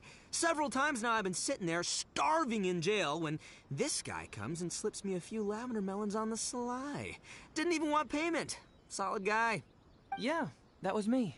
But it was only because your assistant, Kuki Shinobu, asked me to look out for you. What? So Shinobu was behind it? Wait, so, hombre, you're not a lavender melon seller? Look, we're getting hung up on all the wrong details here. The important detail right now is that I am the host of tomorrow night's event. And if you show up, the Onikabuto in the picture is yours. Deal? Deal, done. But, could I get another look at that picture first? Just, a little peek-see? You'll have all the time in the world to inspect the real article once the event's over. Okay, sure. I can wait. So, Hombre, is there anything I need to do to prepare? Because if I'm doing this, I'm bringing my A game, alright? No half measures here. I'm gonna do this right. He sure picks his moments to start acting responsibly. Okay, so for this event, you, my, bro, will be participating in a short anti-fraud play along with 2 other VIP attendees. The main thing we ask is that you just relax. Try not to be nervous. I have the script, right here, if you want to take a... Script? It sounds like someone's never seen the Arataki Gang perform before, huh? Don't you worry, Hombre. The Arataki Gang is a little beyond the need for scripts. You'll see, this Oni Kabuto will be well worth your investment. You, don't need a script? Wow, well, now I'm excited. See you there tomorrow night. You bet. I'll be there. I'm gonna tell the gang about this, too. They'll all be there to support us.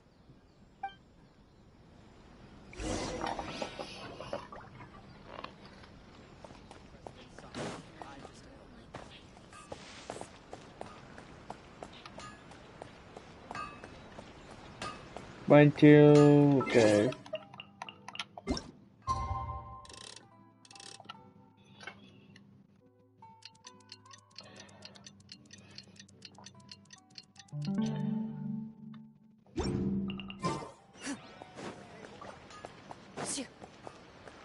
Oh, it's the performance day.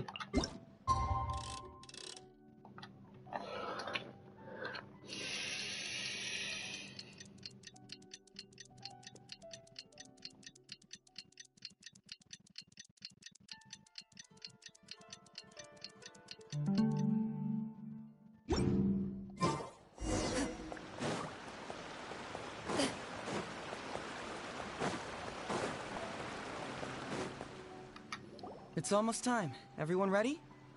All right, then let's get this show started. Oh, I can't wait, Mr. Heizo. Let's get going, Heizo. Emperor Oni Kabuto, hang in there, Your Highness. I'm coming for you. It takes years to make a fortune, but only a moment to lose it all to a scam I'll artist. let Welcome the to the sacred ground first run Heizo toilet. Talks Fraud. I am your eponymous host, Heizo.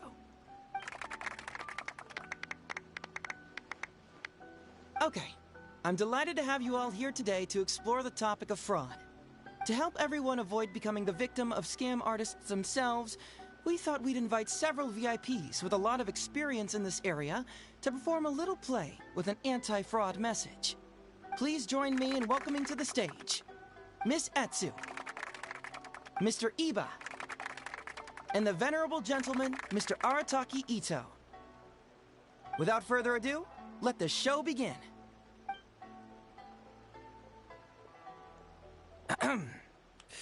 It was just another bright sunny day when a distressed Miss Etsu brought her elderly grandpa, Iba, into the police station to report a crime.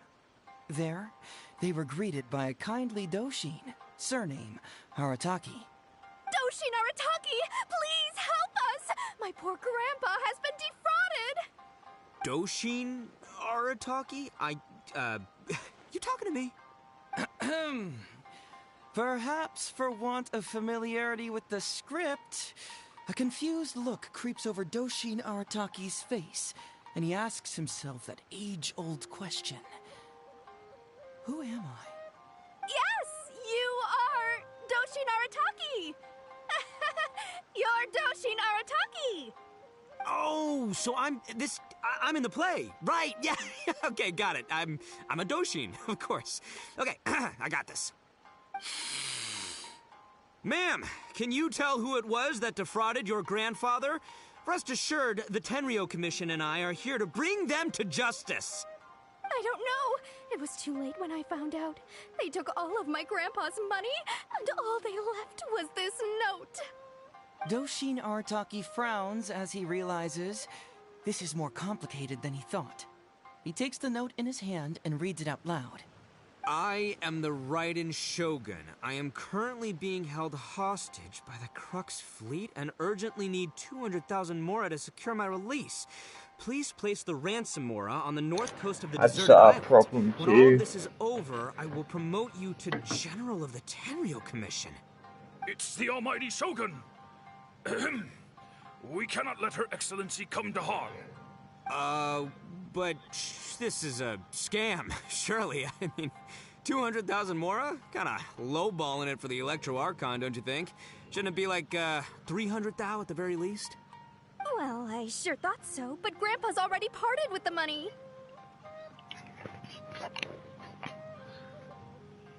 Well, then we gotta get it back. Is there still time? Before I could go out to look for it, Grandpa received another note. Doshin Arataki takes the note and reads it out loud. I am Miss Hina. I am currently raising funds to publish a photo book. I urgently need 300,000 mora for publishing fees. In return for your support, you will receive a limited edition signed photograph. It's Miss Hina. We can't leave poor Miss Hina in a tight spot.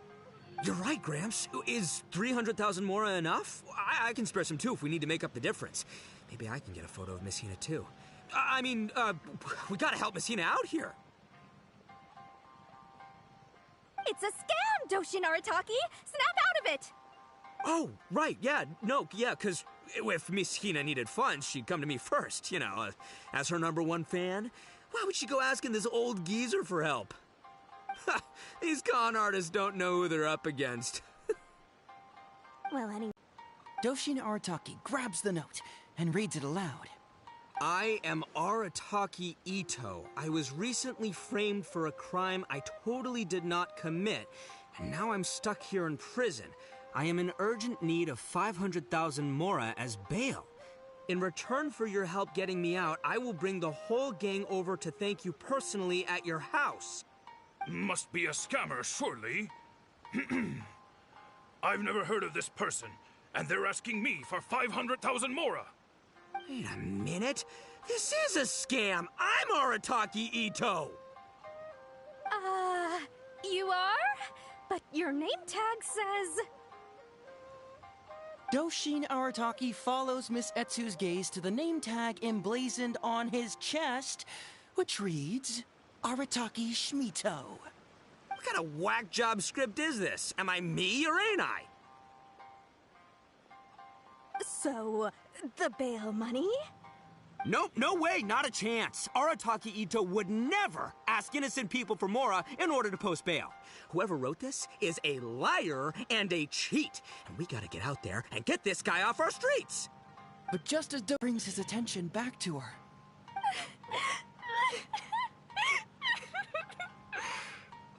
Miss Etsu, don't you worry. We're gonna catch the people who did this. Even if you do catch them, how are we ever going to get Grandpa's money back? Oh, whatever are we going to do about all those Onikabuto? Onikabuto? Wait, what was that about the, Onikabuto? Oh, well, Grandpa is a major Onikabuto breeder in our village. His are the biggest and strongest Onikabuto around. People come from far and wide to buy from him. We recently received an order that was too big for our current capacity.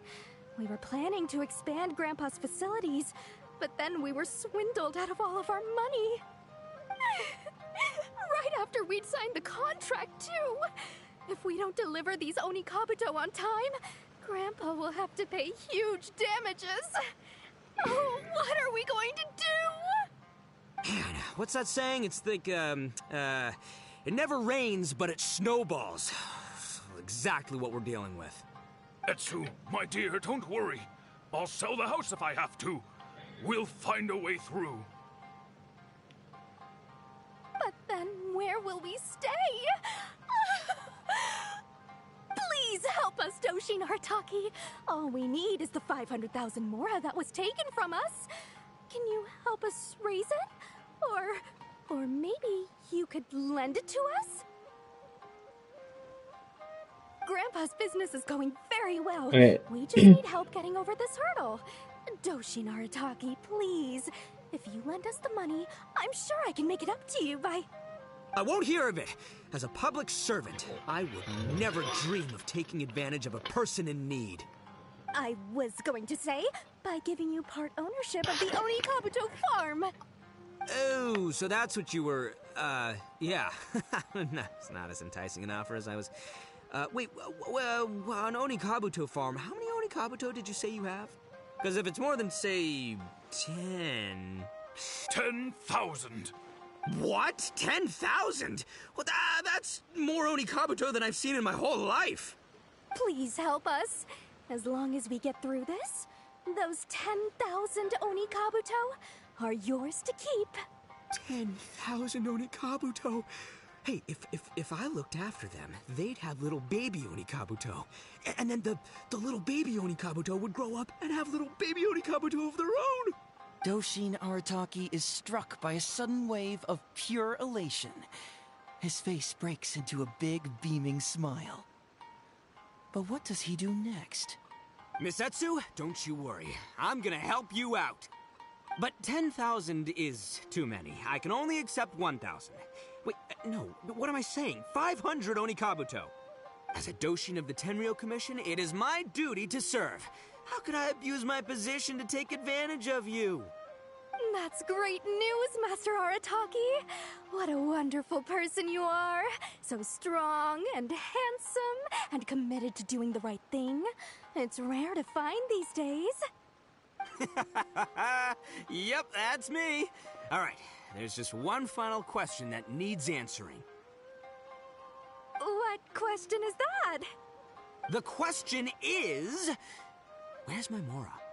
Huh. Yo, Hazel, my hombre, question for you.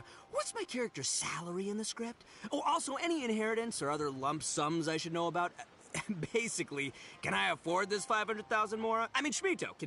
I can afford it. Can Schmito? Ahem.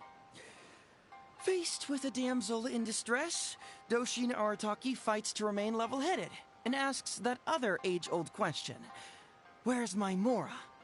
Suddenly, he feels a strange compulsion to slide his hand into his pocket where, it turns out, a bank check has been quietly nestled all along. He draws the check out and inspects it. Today is payday, and this is his salary. The amount? 500,000 Mora. Whoa, check it out! A check for 500,000 Mora! Where'd you come from, buddy? Miss Etsu, get this. Turns out I just got paid 500,000 Mora today. Well, here's your Mora. Thank you so much. Master Arataki, what's wrong? Doshin Arataki stretches out his hand. But wait!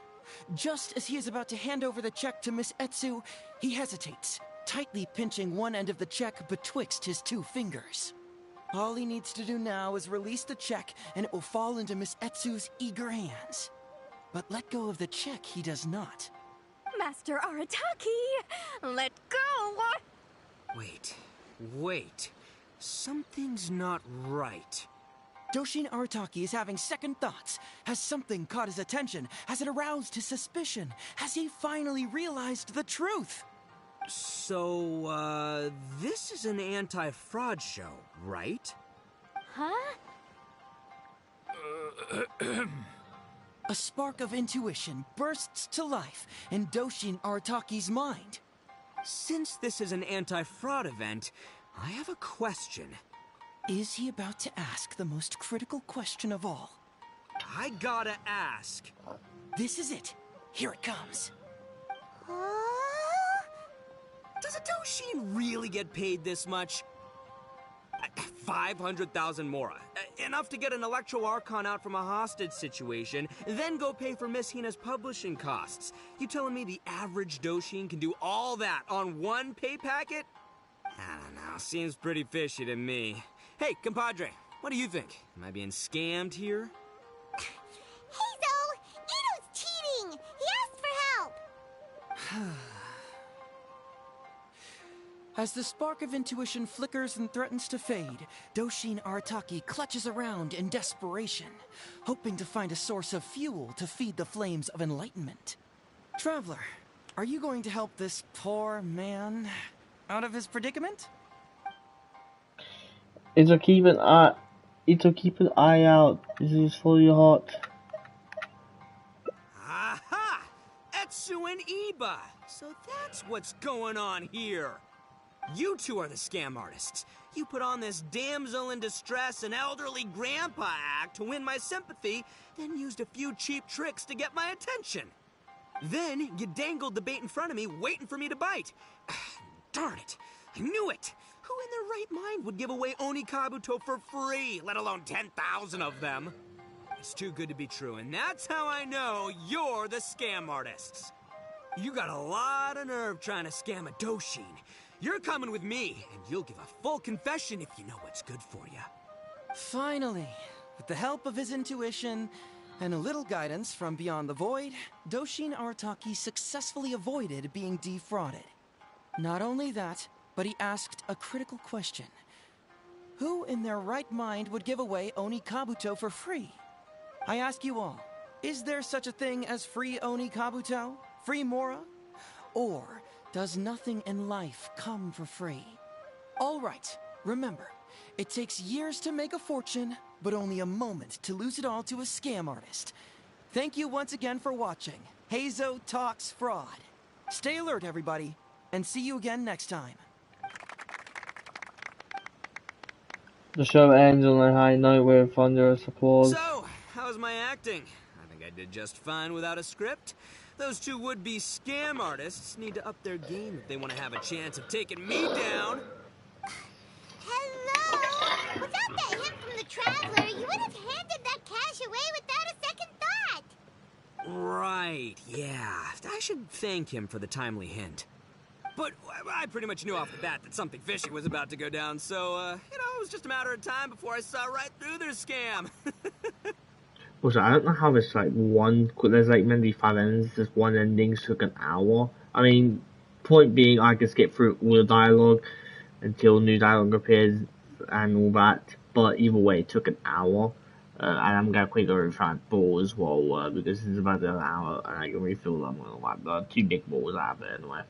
So yeah, I'm gonna go now. I'll be right back.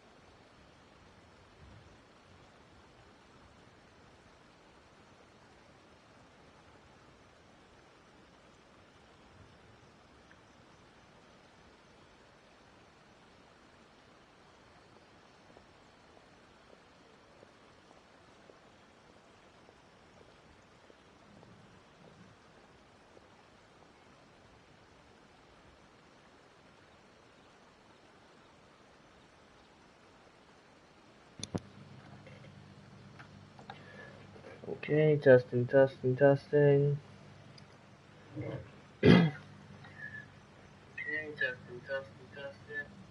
Okay.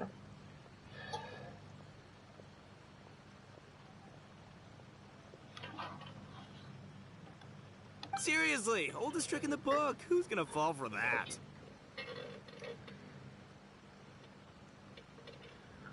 Old tricks they may well be, but the reason they've stood the test of time is that the ideal victim is always out there somewhere. People who are behind on the times, naive, socially isolated, or have cognitive deficiencies. Just because they don't always get noticed doesn't mean they're not there. Scammers cast a wide net.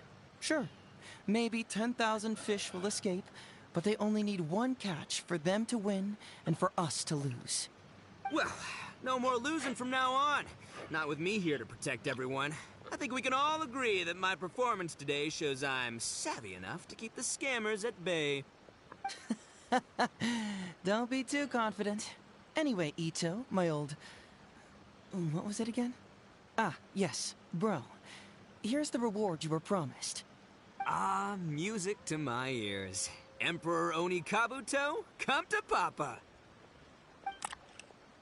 Box and Oh, look at those sharp horns and those beautiful stripes. Well, hold on. Hazo. It's a toy or like a figure. Hey, bud, move! Oh no, I think this one might have joined the big beetle battle in the sky. It's a figurine, so not the moving kind. What? A figure? So, it's a fake? Man alive, you seem a little surprised. Wait, you didn't actually think this was a real Oni Kabuto, did you? No, surely not. Ito, old chap, you must have seen from the photograph that it was a figurine. Don't tell me you didn't notice. Really? You little punk! Give me my Emperor Oni Kabuto now!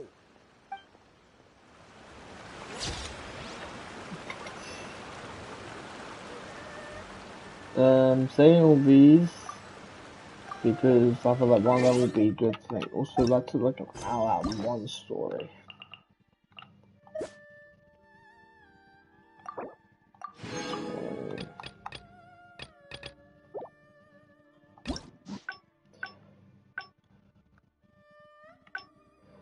Okay, so down here I've got that. This is the Edo path, I believe. Probably. That one's where it was gonna be like as long as that was. Okay, let's go. Yeah, continue.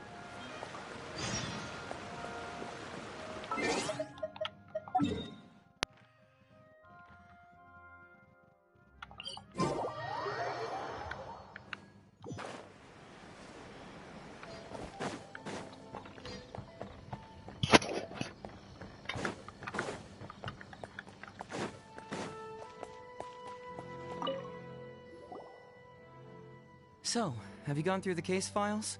Is there anything that caught your eye?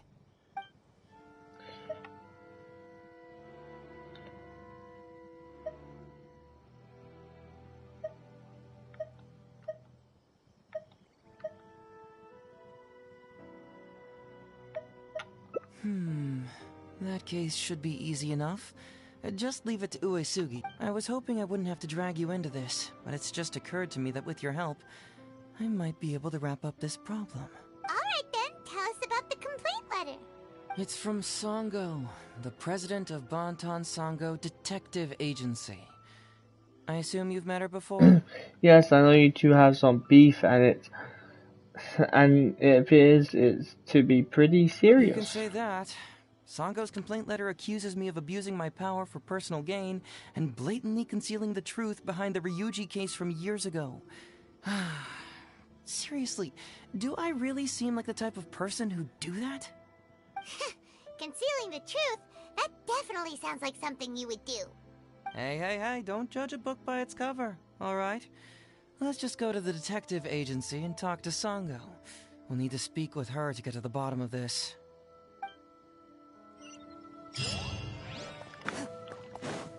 This could be a quick one. We'll see.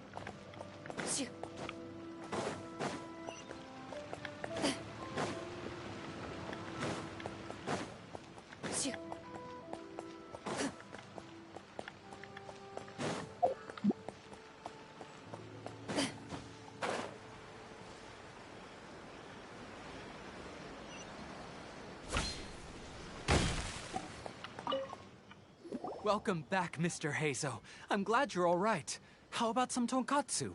You must have missed the taste of home after so long. Maybe next time, Ryuji. Seems like somebody's been expecting me. And I'm afraid they're only gonna be disappointed once again. Well, well, look who it is. The great Detective Heizo. What nonsense were you talking about just now? I've been worried about you, you know. So much so that I took the trouble to write that heartfelt letter to the Tenryou Commission. Well, was it sufficiently flattering for you? Uh-oh. They're at it again. Let's not waste the traveler's time, Sango. Just tell me, what do you want? Fine by me. My request is simple. Disclose all the details of the Ryuji case. It's time you stop hiding the truth and let me investigate it thoroughly. First of all, that case has already been solved. Second, I've disclosed everything the police station has on the case. And third... Enough! You can only fool Ryuji with that. If you don't want to cooperate, I can assure you that I will write more letters to the headquarters of the Tenryou Commission. I will not give up on this case. Wait! Hold on! Can someone please explain what's going on here? Paimon doesn't have a clue what you two are talking about. All right, let me explain. Several years ago, a terrible murder took place in the police station. I was still working at the Tenryou Commission then, and the victim was actually my dear boss. Due to various factors, I was deemed to be the top suspect, which is why it's called the Ryuji case. Also, Heizo wasn't a part of the police station back then. He was a detective at the agency, which at the time was called the Bonton Sango and Heizo Detective Agency. Huh? That's crazy! But, wait. Then why did Heizo leave? After the incident, I was quickly convicted and sent to prison. Fortunately, Sango then promptly proved my innocence and caught the real murderer. But that murderer was actually just a dummy to throw us off. Am I right, Detective Shikanoin? Sango thought that everything went smoothly, so much so that she suspected the real murderer was someone else. Of course, Detective Heizo was also helping with the investigation, but after a long time, he still came up empty-handed. Later on, he decided to join the police station to continue his investigation on the inside, which is why he left the detective agency. Ha! That's what I thought too. I was foolish enough to believe that Detective Shikanoing and I shared a common goal. But I was wrong about him. He has no sense of loyalty at all. He just wanted to become an official as a means of gaining fame and fortune. Come on, stop exaggerating. Let me set the record straight here. First, I joined the police station long after that murder case happened, and it had nothing to do with any inside investigation. That's just somebody's wishful thinking. Second, purely out of curiosity, I did investigate the case later from within the police station. My conclusion was that the suspect Sango had caught was in fact the real murderer. And lastly, when Sango didn't buy my conclusion and asked me to disclose all related case files from the police station, I did exactly as she asked. I didn't hide anything. He's lying right through his teeth. That's it. I want this to end once and for all. Since the Traveler's my supervisor today, they have complete access to all the police station's files. If he's willing to help re-examine the case and arrives at the same conclusion that I did, then you won't have to doubt me anymore. Whoa. Huh? Unless you don't trust the Traveler. Come on, say it. It's not about whether the Traveler's trustworthy. I'm just wondering if you will interfere somehow. The thought never even crossed my mind. You have to swear that you will not mislead the Traveler by any means, and let him investigate the truth on his own. No problem. Cross my heart, hope to die. Well, Traveler, are you willing to help me with this? Will you agree to re-examine the Ryuji case and find the truth? You can bill me later for however much you'd like as compensation. Sango, really? However much they want? Money is valuable, no doubt. But pursuing the truth is the reason I started this agency. The Ryuji case is the only case I failed to solve. I am willing to give you anything. No need to go that far. I'll help out free. No need. A simple thank you will be enough. I'll do my best. All right. I'm counting on you, Traveler. You hear that, Detective Shikanoin? Ha! Now we just need to wait and see. All right, I got it. No need to keep yammering like that. You'll scare the kids next door. Come on, let's go back to the police station. Traveler, I believe you can find out the truth. That Shikanoin is hiding something. I just know it. Sango and Detective Heizo are both great people, but when they're together, only arguing ensues. Oh, suck it up, Ryuji.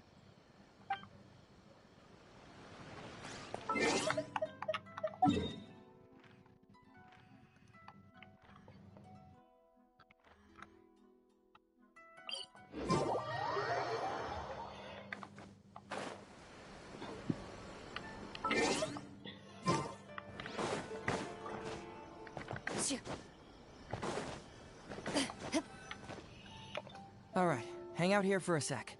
I need to go to the archives to get the case files. For now, why don't you go and chat with Yoriki Owada over there? He worked on this case too back in the day.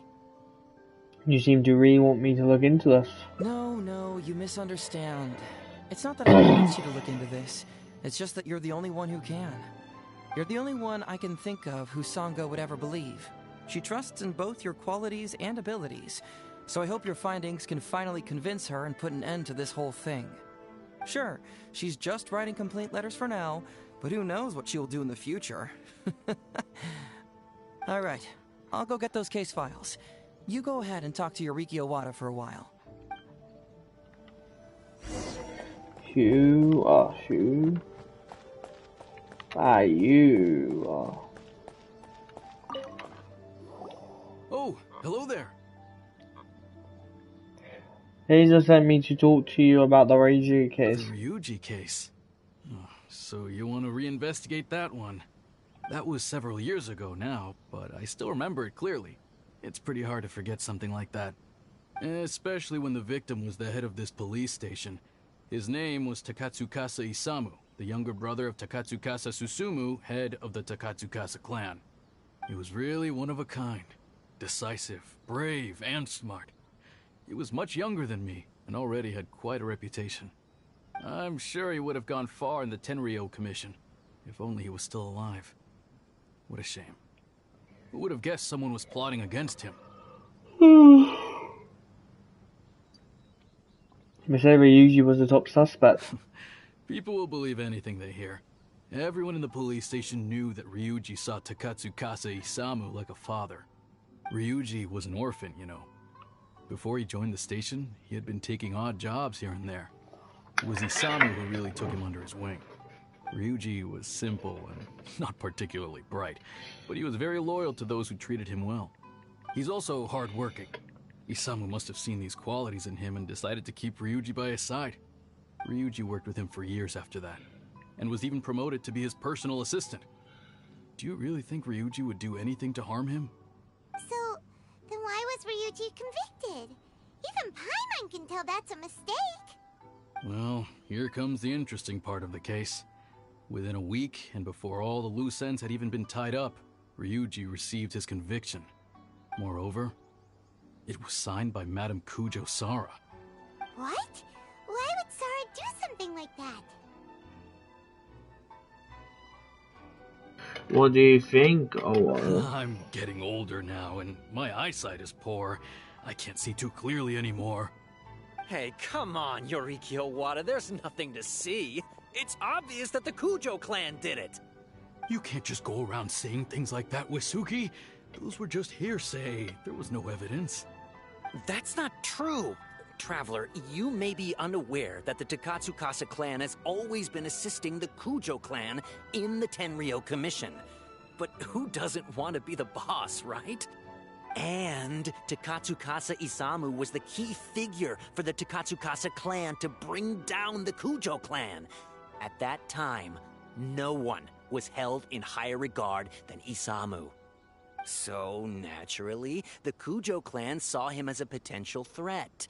Kujo Takayuki must have been planning it all along, that rascal. Takayuki is able to control the Takatsukasa clan as long as he's in power.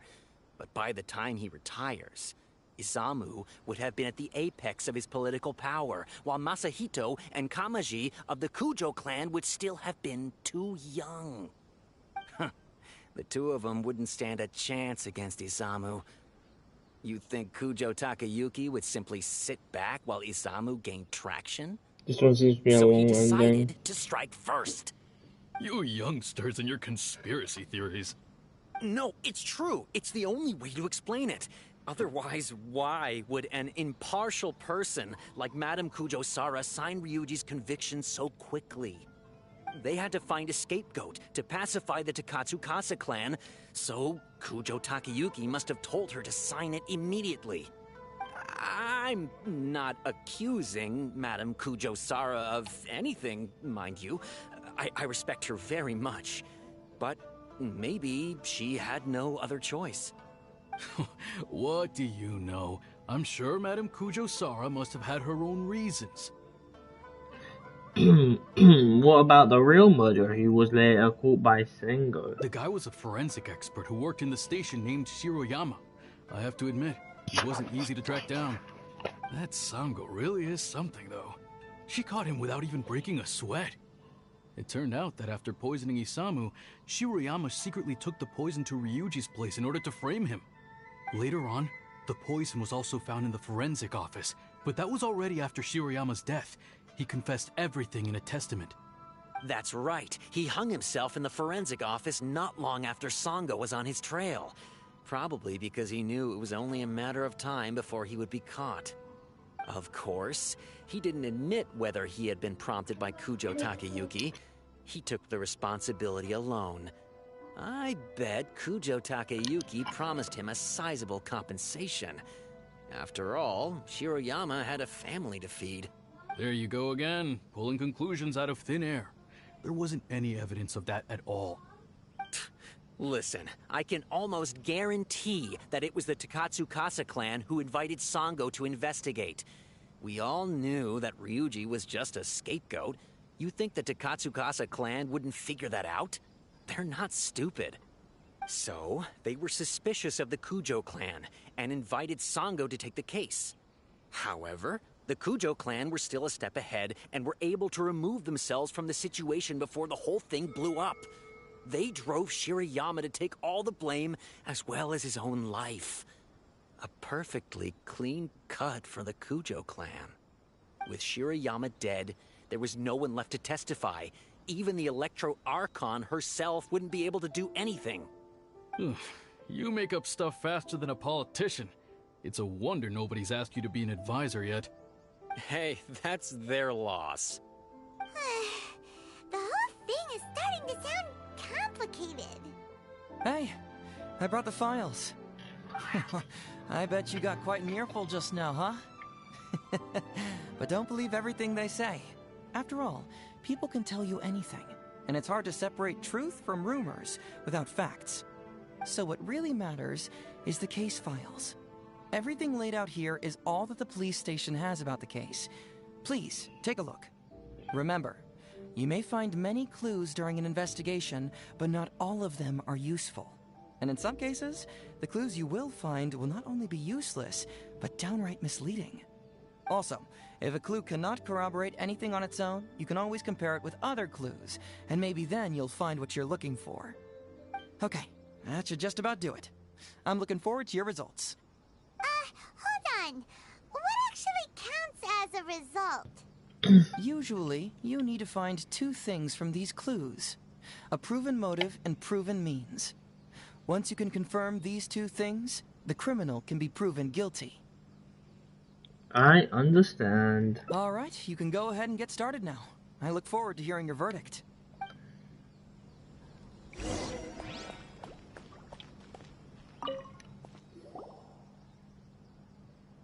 So, what did you find? Have you come to a conclusion? You know once you've made some progress.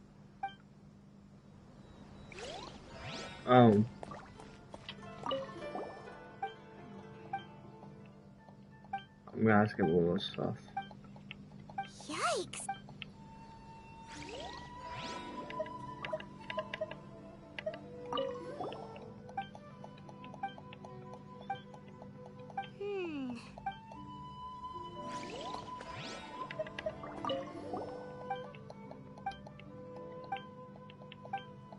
Hey, this is the key to proving that Shiroyama was the murderer, right?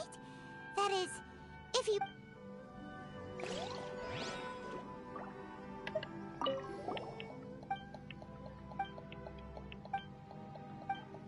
Huh.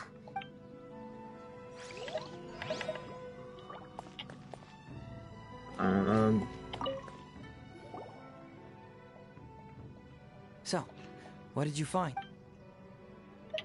Yes, really? I did. You found the criminal's motive and means that quickly? Awesome. All right, let's talk about the motive first. What clue reveals the criminal's motive? I would have, Although Shiroyama's... we need evidence. Although the conviction states... Sure. I literally have to... I've been sure to look at every file. Oh, that's so long. Okay, I should look through that file for Shiroyama Uno. Yikes! That tile we used, sorry.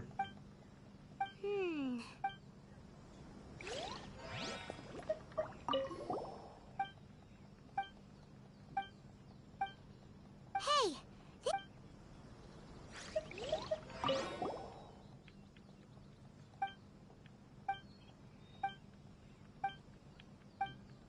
Takatsuka!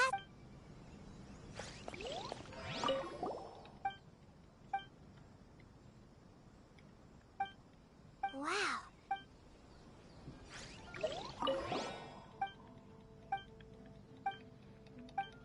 Huh.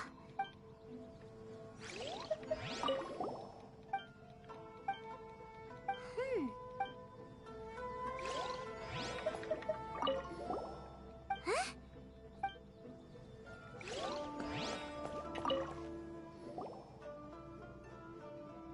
So, Oh, you can skip stuff you very think. sure. Very well. So, what did you... Oh, yeah, I'm just scanned. I skipped Sure. those. Let me know what... Oh, I clicked something else, didn't I? That makes sense. So, what did... Yes, I Really? did. Why is that the You bottom? found the... What clue revealed... Excellent work. It is true that he saw me... But wasn't Taka... But maybe he didn't really bring health supplement... Is that what you think? But if you consider the circumstances, what he sent wasn't important. What was important is that sending the supplements was actually a dangerous signal. Isamu was essentially... You don't really catch criminals by standing in the light, do you? Basically, these two clues work to verify each other, and the murderer's motive is confirmed. Now, all that's left is the means of the crime.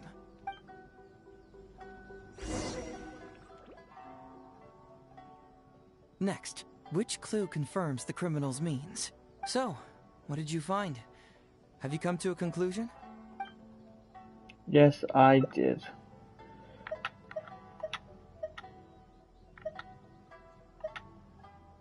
Bingo! The autopsy report confirms that the cause of death was a special toxin. The testament indicates that Shiroyama used his position as a forensic expert to mix the toxin into the cold medicine taken by the deceased. But is that really the truth? Is it not possible that the toxin was mixed into the fish liver paste? Well, according to the toxicology report, this white powder only dissolves in water. Neither rice nor the fish liver paste could be used as a carrier of the toxin. The cold medicine was the only option. Putting the poison elsewhere would not only fail to guarantee a lethal dose, but would also increase the chance of it being noticed by the deceased. Therefore, The means is also confirmed. Add that to the motive for the crime and...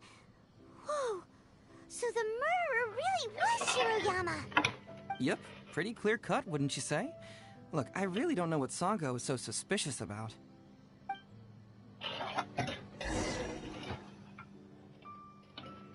Yeah, it's pretty clear cut. Huh. You could say it's almost too clear cut. Wait, I still have some questions. Well, let's hear them. Maybe I have answers. What's bugging you? Why is Rita's love? Very nice. Top marks for attention to detail. It doesn't have any real bearing on the case, but let me explain how that works for you. So, why would Madame Kujo-Sara sign one conviction sentencing Ryuji to temporary incarceration awaiting trial, and another conviction sentencing Shiroyama to death? You may have heard some rumors back at the station that when this case first came up, the Kujo clan higher-ups were in dire need of a scapegoat to keep the Takatsukasa clan off their backs. And poor Ryuji became the successful candidate. In less than a week, the conviction was drafted, sent to Madame Kujo-Sara, and signed. Allegedly, she knew what it was about as soon as she saw it, and signed it with no questions asked. But anyone who buys this story clearly doesn't know that much about Madame Kujo-Sara. She's the most principled person in the entire Tenryou Commission, for goodness sake. So, how would she respond to a case filled with unanswered questions and no confession from the suspect? Oh, you mean... Exactly. Before she signed it, she changed Ryuji's conviction from the death sentence to temporary incarceration. Ryuji escaped a disastrous fate without ever realizing it. Had Madame Kujo-Sara not changed his sentence, Sango would have been seeking justice for a dead man. Why was Sara so lenient with Ryuji? That's the wrong question. This wasn't about Ryuji, but Madame Kujo-Sara's principles. The conviction could have been for a Ryuji, a Guji, heck, even a Tanuki, and she would have made the same decision. Given the enormous pressure she was under at the time, I'd say she did the most she could. Don't you think? Pressure? Really? Was someone higher up putting pressure on Sara? The pressure came from all sides.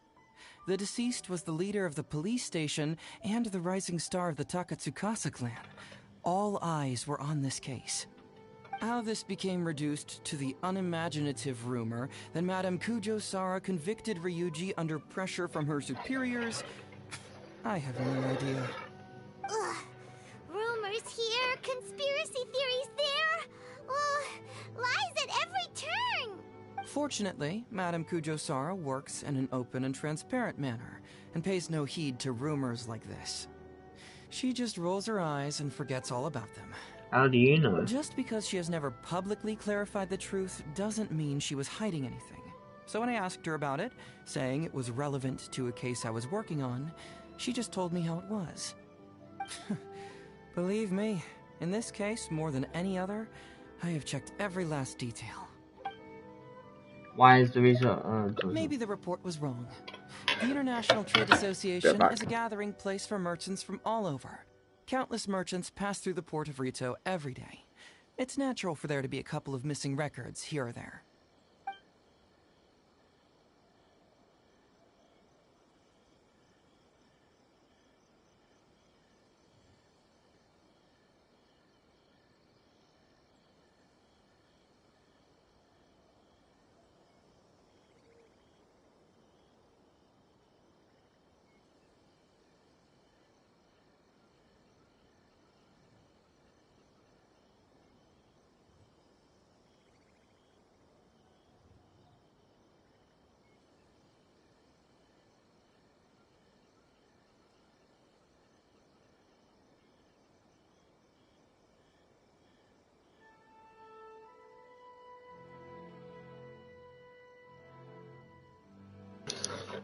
Why is the research log from the office of the forensic science blank?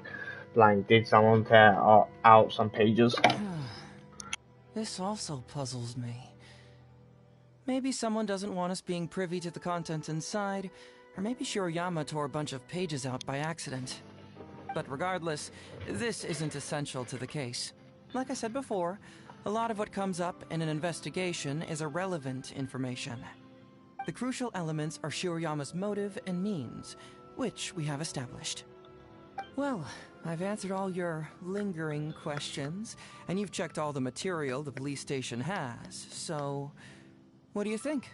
Case closed? Paimon still feels like something doesn't add up. But then again, Heizo did give us all the files the police station had. Ugh, this is annoying. We see everything the police station has. Now I see the problem. I don't follow. Enlighten me. At the detective agency, you told them I've disclosed everything the police has on the case. When we started to look at the files, you said to us everything laid out here is all that the police station has about the case. Just now you said it again, you checked all the material the police station has. Right! Why do you keep emphasizing police station every single time? You tell me. Why do I keep emphasizing police station every time? Because you're trying to hint that there's other information that the police station doesn't have. So we're finally here, huh? I was starting to think our investigation was about to end a little early. That would have been a real shame. Man alive, you finally saw through my little game. You're absolutely right. There is other information that the police station doesn't have. Reason being? It's my own evidence. And this evidence should help answer a couple of your questions more clearly. Why was the research log from the Office of Forensic Science blank? And where did the white powder come from? Aha! Paimon knew you were keeping secrets! Don't you have secrets too? No. Nope. Definitely not. Let's talk somewhere else. This isn't the best place for this discussion.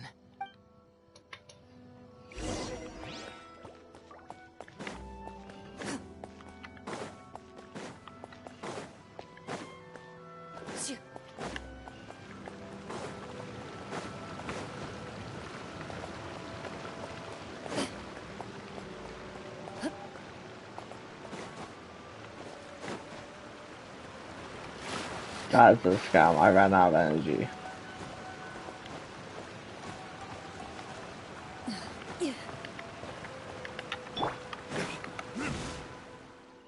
This is a quiet spot.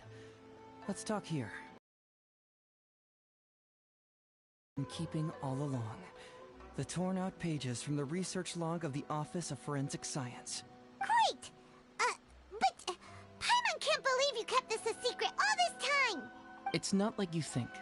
I wasn't the one who tore out the pages. Look, just read it over first. Finished? Do you see now? The method used by the perpetrator to commit his crime wasn't by putting the white powder in the cold medicine. He put it in the fish Oh, wait, what? Where'd you conjure that answer up from? Try again. I didn't read the game, correct. so... The white powder was Shiroyama's invention. As a forensic doctor, he provided a special cold medicine for Takatsukasa Isamu. The autopsy report showed that this medicine contained a high volume of acidic fruit and vegetable extracts. Then, he tricked Ryuji into sending fish liver paste to Takatsukasa Isamu. When the two substances were taken together, a toxic dose of the substance formed in his body. This is the real modus operandi. Oh, that's awful! One was medicine, and the other was an expensive nutritional supplement. Both completely harmless. True, both are harmless on their own, but when combined, poof, that's it. Why didn't Shiroyama admit this in his testimony? There was no need for him to hide it. It was not him who wanted to hide it, but the person pulling the strings behind him.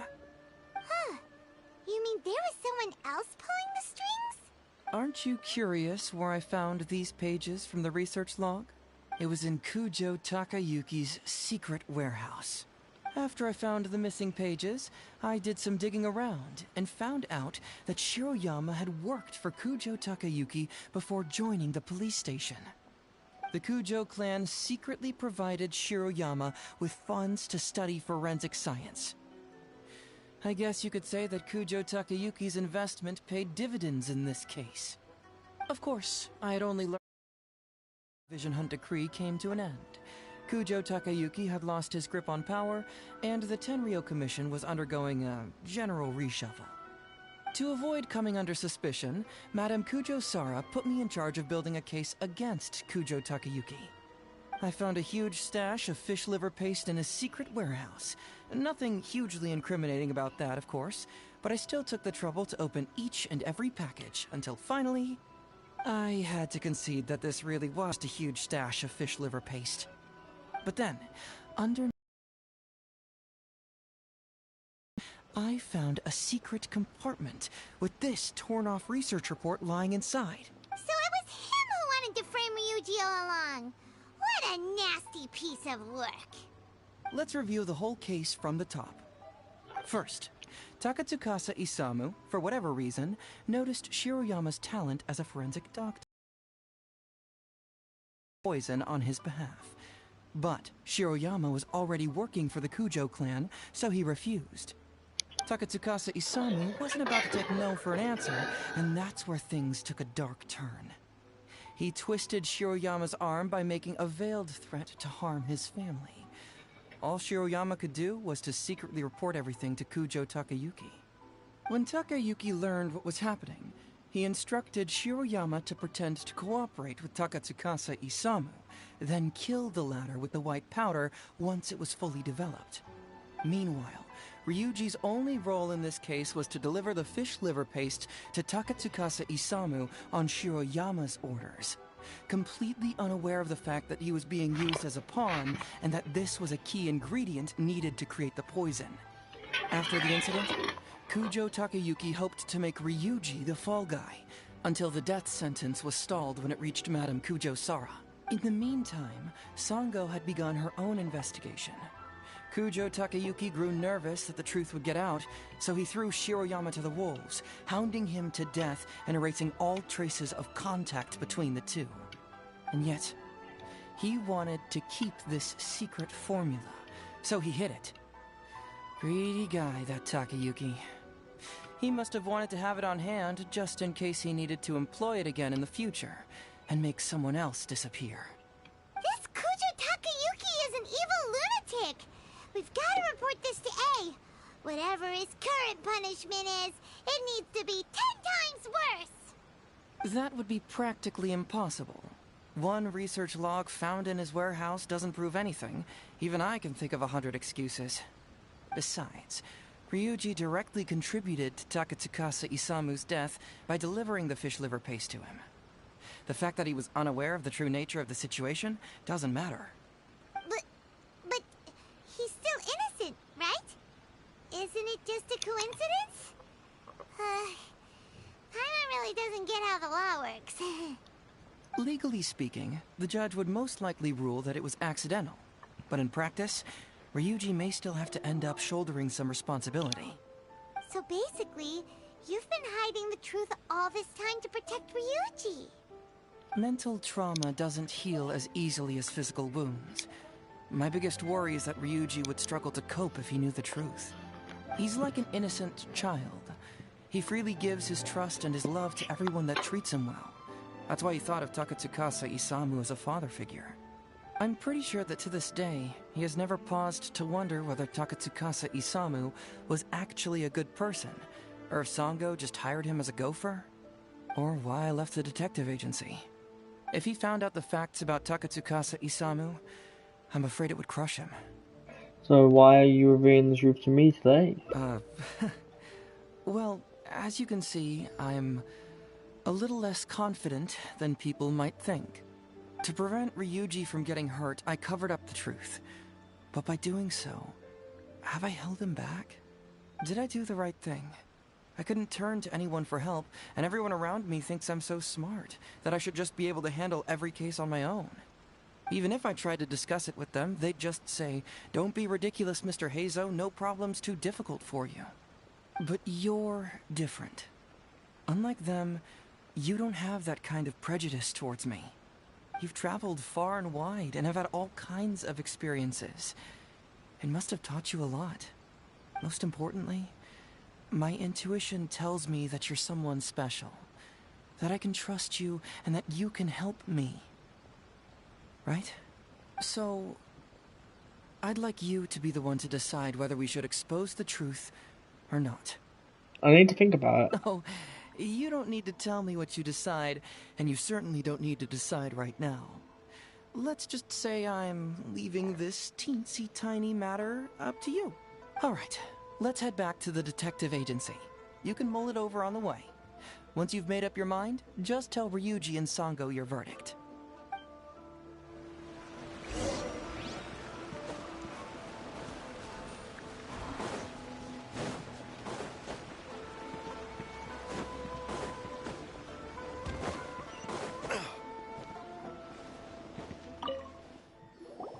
Hey, Traveler.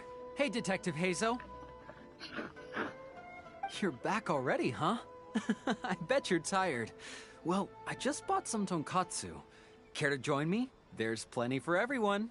We'd love to.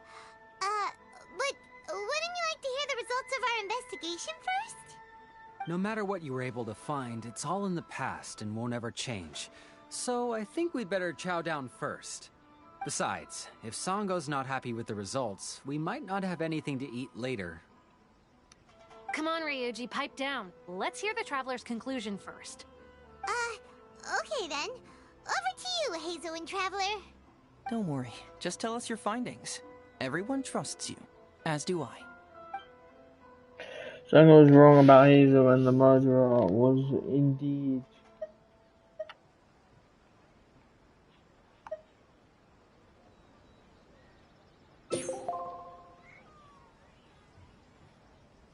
But how? How could this be? Huh. So, that's what really happened? Ryuji, I know it's hard to accept, but... Wait a minute. Sorry, I have quite the stomach ache. Sango, can I take the day off? Sure, of course. Take the week if you need it. Oh, Paimon hopes Ryuji will be okay. I didn't expect things to turn out like this. Just give him some time to himself. I think he'll eventually come to accept it. I'm still a little worried, though. What if he doesn't come to work tomorrow? Then we'll go to him. Don't you worry about that, Sango. You just say you got the week off. You need some time to process all of this, too.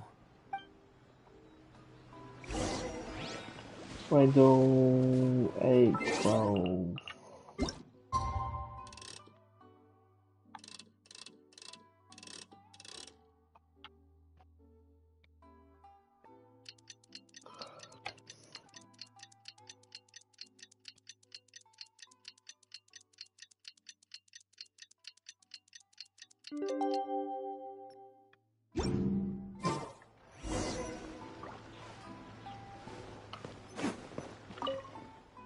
Ah, you're here. Don't worry. Ryuji came earlier this morning. I guess he can handle a lot more than I'd thought. I was honestly worried he'd suffer a breakdown. But as of today, it seems he'll be fine. Is he not here? He went over to Natsuke Nogen Crafts to buy something. Let's go find him then. Shall we?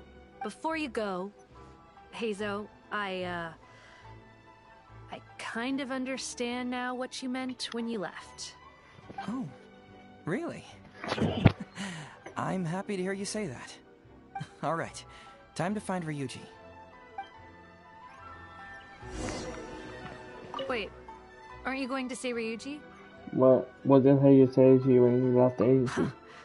Now that I think about it, it's like a slap in the face. He said, some things will always be more important than the truth. Guess that's fair.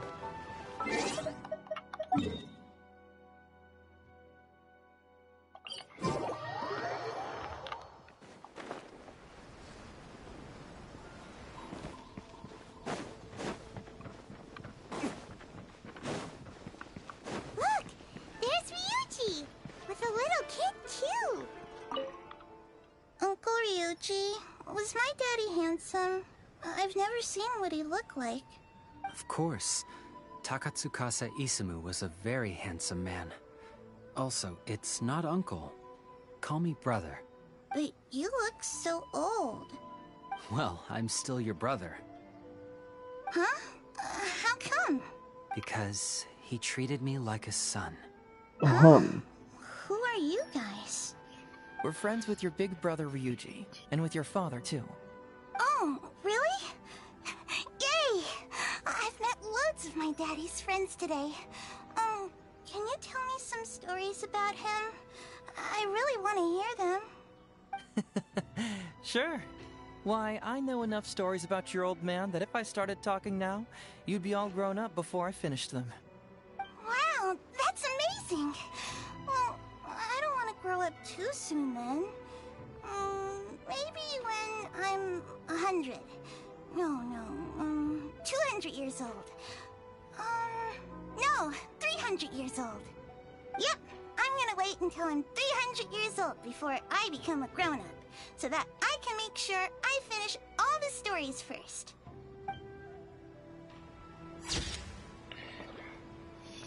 That's a nice picture. Save that to the device.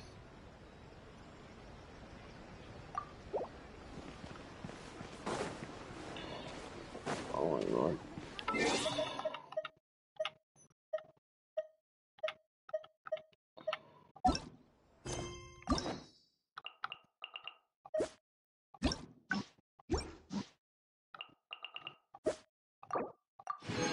Was it a thingy saw? The guy that is how 1, 2, 3.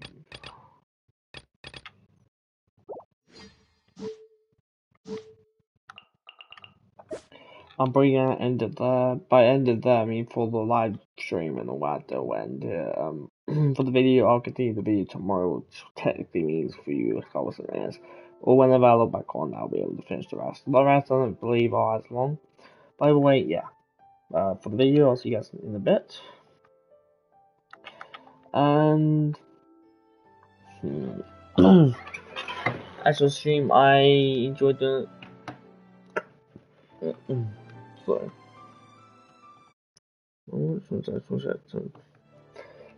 Stream's been nice. Definitely basically a 4-hour live stream on Genshin. I'm not really too bored right now. I'm just having a headache and I'm probably gonna eat something, so yeah, gotta make sure I eat. Yeah. Did I enjoy this? Tomorrow I should be able to do a 10 wish or nurse, I believe. Not thinking about this stuff. But yeah. Now, further ado, it's like pretty good to this. It's 4 hours at the very least, right? You know.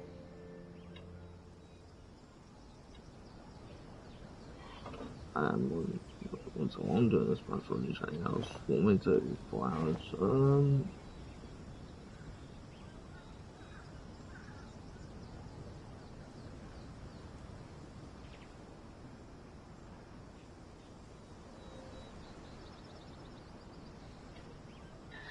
Okay. So without further ado,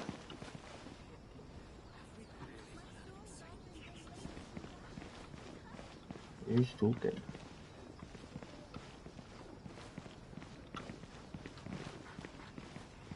The idea is to just start talking. So do yourself.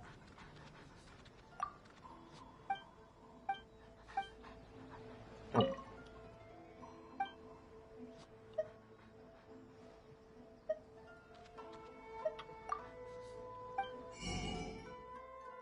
I already punished one of those.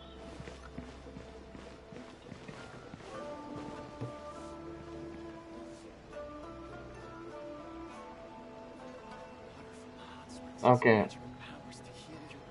I'll see you guys next time. Either really at night live stream, or UK time at night, or tomorrow live stream. Guess we can rest a bit. See you guys next time.